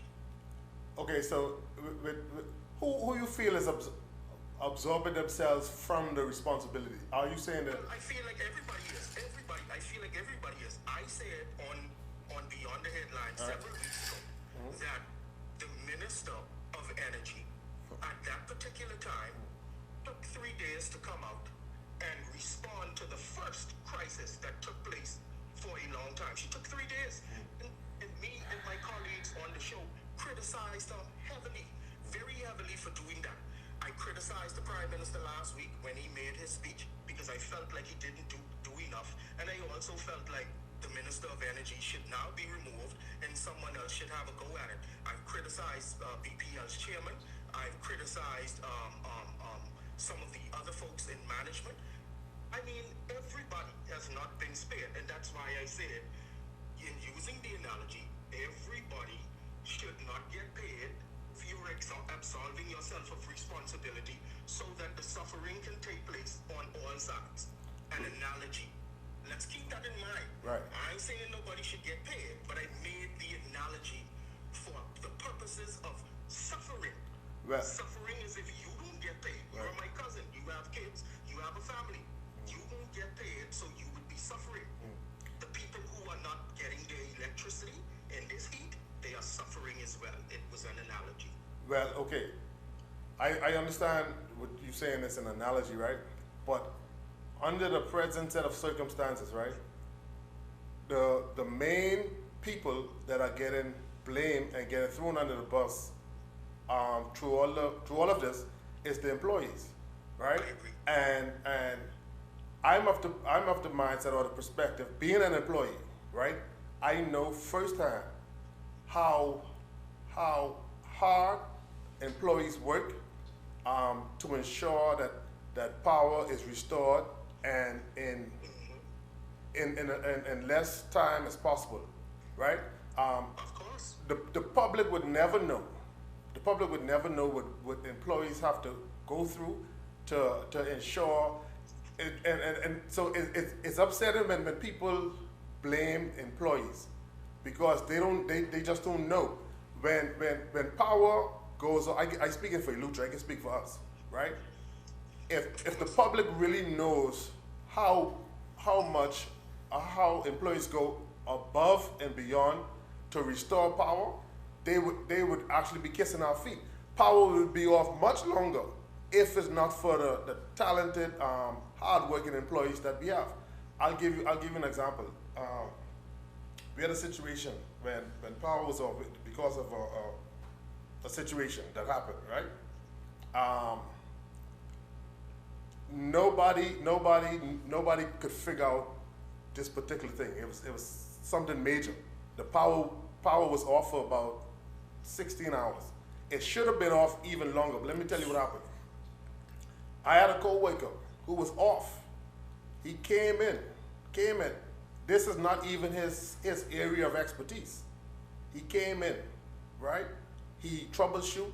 He said, boy, we gotta get this power on. I said, boy, it ain't looking good. He troubleshoot, he came up with some ideas, boom. The specialist from Nassau came in, looked at the situation, and said, there's nothing he can do. He have to either call Nassau to find out if they have this particular part, and if they don't, then they have to order it from the States, which could take days, right? Michael wake up say, no Ray, power, we gotta get power on. He figured out something, he made some suggestions to the guy, and all the guy could do, look at him and shake his head and smile. Say, but how you even think of that, right? And through him thinking of that, is telling him, making a suggestion, that's how power was restored in a much shorter time than it would have been, right? And there's countless times where things like this happen, where I know for a fact employees go above and beyond to restore power in the shortest possible time.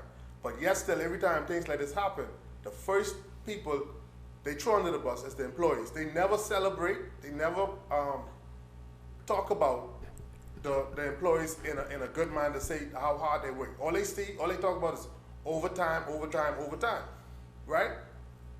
I tell them all the time that there are some employees, in my eyes, I view them as superheroes within BPL. And I'll shout them out, I'll call them by name. Swelly, Nate, OJ, Darrell Miller. That's four, just to name a few. These brothers, they go above and beyond to make it happen. Sometimes when they send technicians from Nassau, they can't figure the stuff out. And by Nate and OJ, I call them MacGyver. They can figure it out. Swelly too, Darrell too. I mean, it's a lot more. I hope they don't mind me calling their names, but it's a lot more that, and this work is unseen, but all people talk about is the overtime. And with the overtime part, right, Howard, your colleague on the show, Leslie Miller, he likes to talk about all BPL employees robbing the Bahamian people. So who are we? Are we not Bahamians, right? So when we talk about this $20 million, this figure that they quote that we make in overtime in a year, right? Are we not Bahamians? Is this money that we make in overtime not being spent in our economy? Where is it being spent? Who's benefiting from this money? Our local economy, right? What would you prefer? You prefer, and not you in particular, but what do they prefer? They prefer giving this money to foreigners. They prefer a foreign entity coming in and making this money as opposed to Bahamians, who and he call it robbery when we actually working for the money. So it's very upsetting when I hear BPL employees, every single time something like this happens, the employees always are the ones that get thrown under the bus. When we are the ones, we are, and I say this without fear of contradiction, we are BPL's most prized asset. The people, the workers of BPL, we make it happen. Trust and believe that.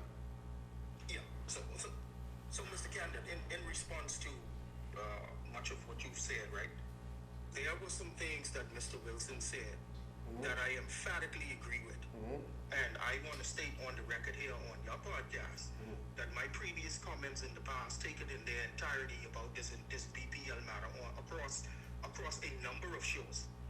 Me, I personally feel that on the spectrum of blame, if we could call it that, on the spectrum of blame, the employees in all of this matter, when we look at government, when we look at cabinet, when we look at BPL's management, when we look at BGC, when we look at the employees, very much down on that totem pole of blame lies the employees.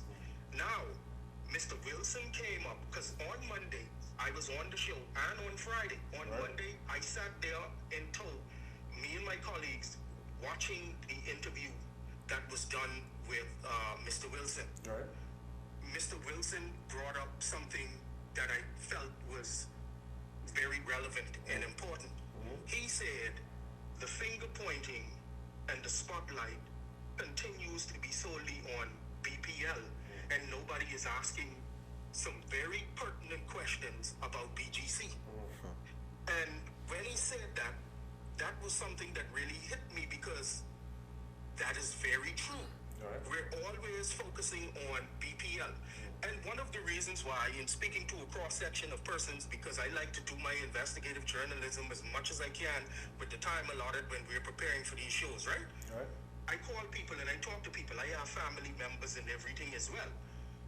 Part of the problem, I believe, is very visual and visceral in the fact that when people get a bill from BPL for hundreds and hundreds of dollars and thousands of dollars, it has BPL on it. That in of itself, as acrimonious as that might seem, that is a real visual issue that people have. So if BGC is responsible for transmission and distribution, and BPL is only responsible for generation, at the end of the day, when I open a bill and I see $1,200 and the light's been off for the better part of the last 30 days, then BPL becomes the villain. I think that stands to reason that BPL is going to be the villain. Unfairly or not, that is exactly what's going to happen. But I know that should not be the case in all instances. Okay, Mr. Campbell, that was a question for you. Sure. Bamboozle, it's good to hear you. Thanks for being here with us. My pleasure.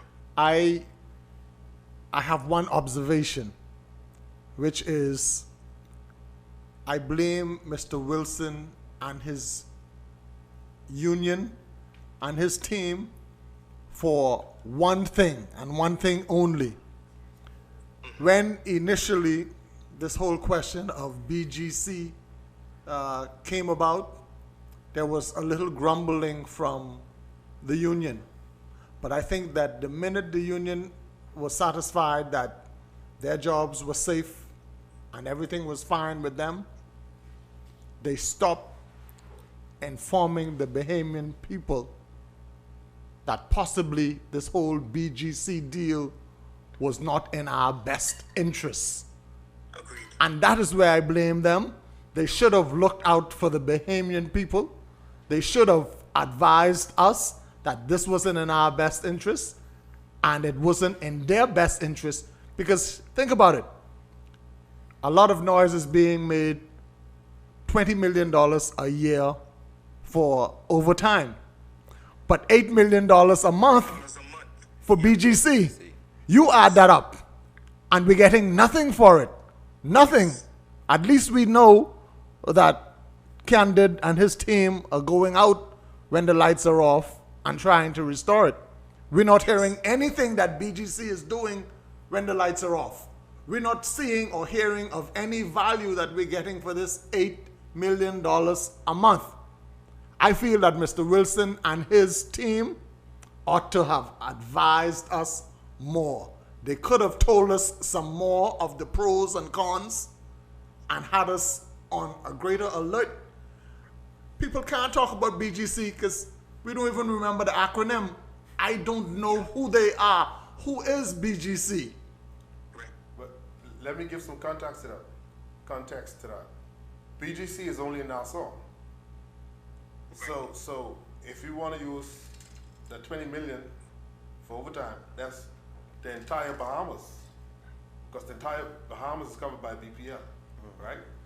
So that 8 million a month, that's only in Nassau for BGC, if those figures are correct.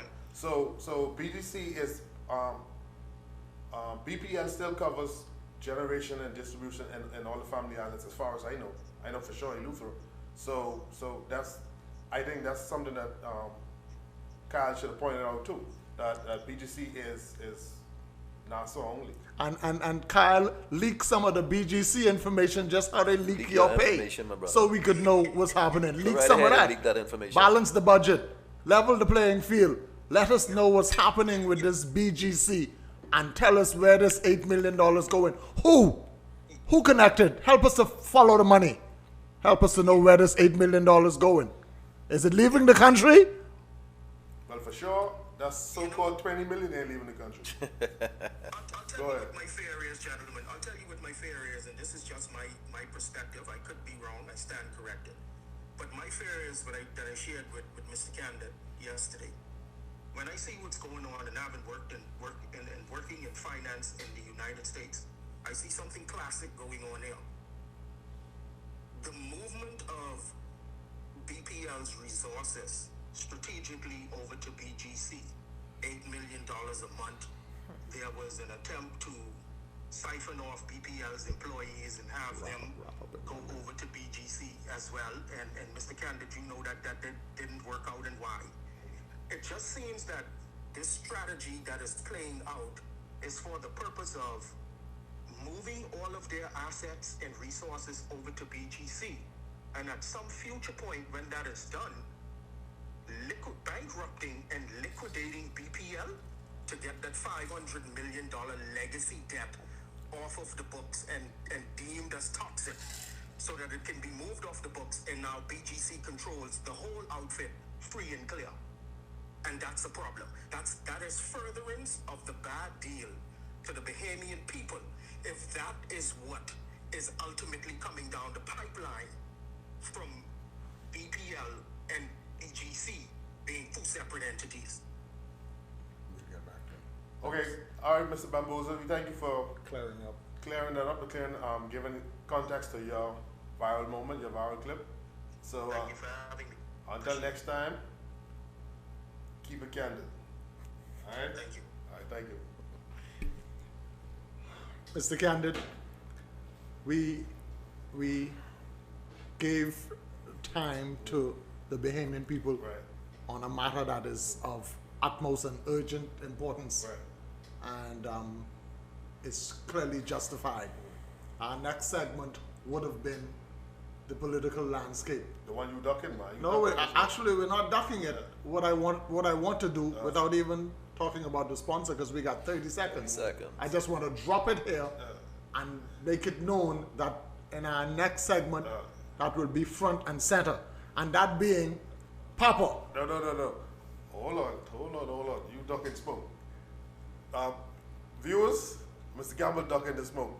I get something for him. Hold on. Just before we leave, we left off on something. We left off on grading Clay. You gave Clay a grade. Yes. Right? About the dock. Yes. In Tom Bay. That's what lowered his grade. Yes. Right? I have some information. Mr. Producer, run that video for me. Depending on the tide, Tappan Bay is still without a dock. Because if the boat comes in and tide is low and the dock don't reach the water, for that time that tide is low, Tappan Bay is still without a dock. Because the purpose that a dock ought to serve is not being served at that time. So the tide ebb and flows twice in 24 hours. Twice in 24 hours, Tappan Bay is without a dock because the dock is not in the water. It's not one step closer, because once they would have ticked that off the list, they're moving on. Tappan Bay, we done give you a dock.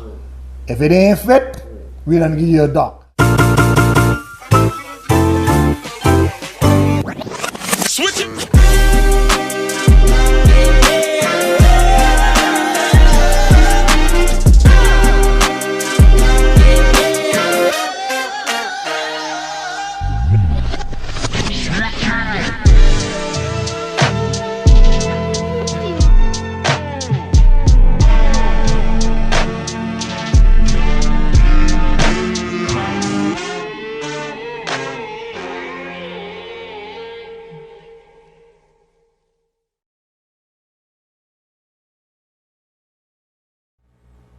So, Mr. Campbell, Exactly.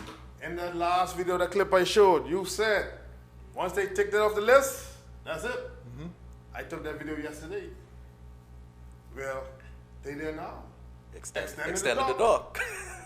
I'm happy. Go ahead. I'm happy. One, that you're not saying that I was wrong. That you're not suggesting that when I said the dock didn't reach the water, that you're not saying I was wrong. And I'm even more happy that the light bulb went off in someone's head and they're finally making sure that the dock is reaching the water. So I'm not taking issue with that. I'm still giving him C- now. I agree with the C-. Well, of course. I can't agree with the C-. Of course. I can't agree with the C-. And guess what? And guess what? The beauty of this show is not that we agree. The beauty of the show is that we get to express our various opinions. Yes. And we leave as gentlemen having expressed courtesy and respect one for the other. Agreed. Okay. And so there was no need for me to duck that. Because I said what I said, and now they're doing what they ought to have done in the first place. And I wonder if the budget remains the same, go and do some investigation to find out if this extension now is on the same budget or if this is a new budget that me and your children have to pay for later. But what I wanted to talk about in the political landscape, and ladies and gentlemen, we've gone beyond time. This is what I thought would have been an exciting bombshell for you. Papa has announced. I get that video too. Yes, but no, time isn't. That would be we come back on next segment because that deserves a full conversation, full consideration, and full discussion. And so when we come back, among all the other exciting things we will discuss Papa's pronouncement that the FNM needs a leader who can win. Oh Lord, Bin Laden looking good. Anyway, we'll I ain't sure if that's what he say, but okay, if that's what you say, we'll come back to it. So, viewers, again, thank you for tuning in to our third episode of Candid Culture Podcast. It was delightful to have you. I didn't even check.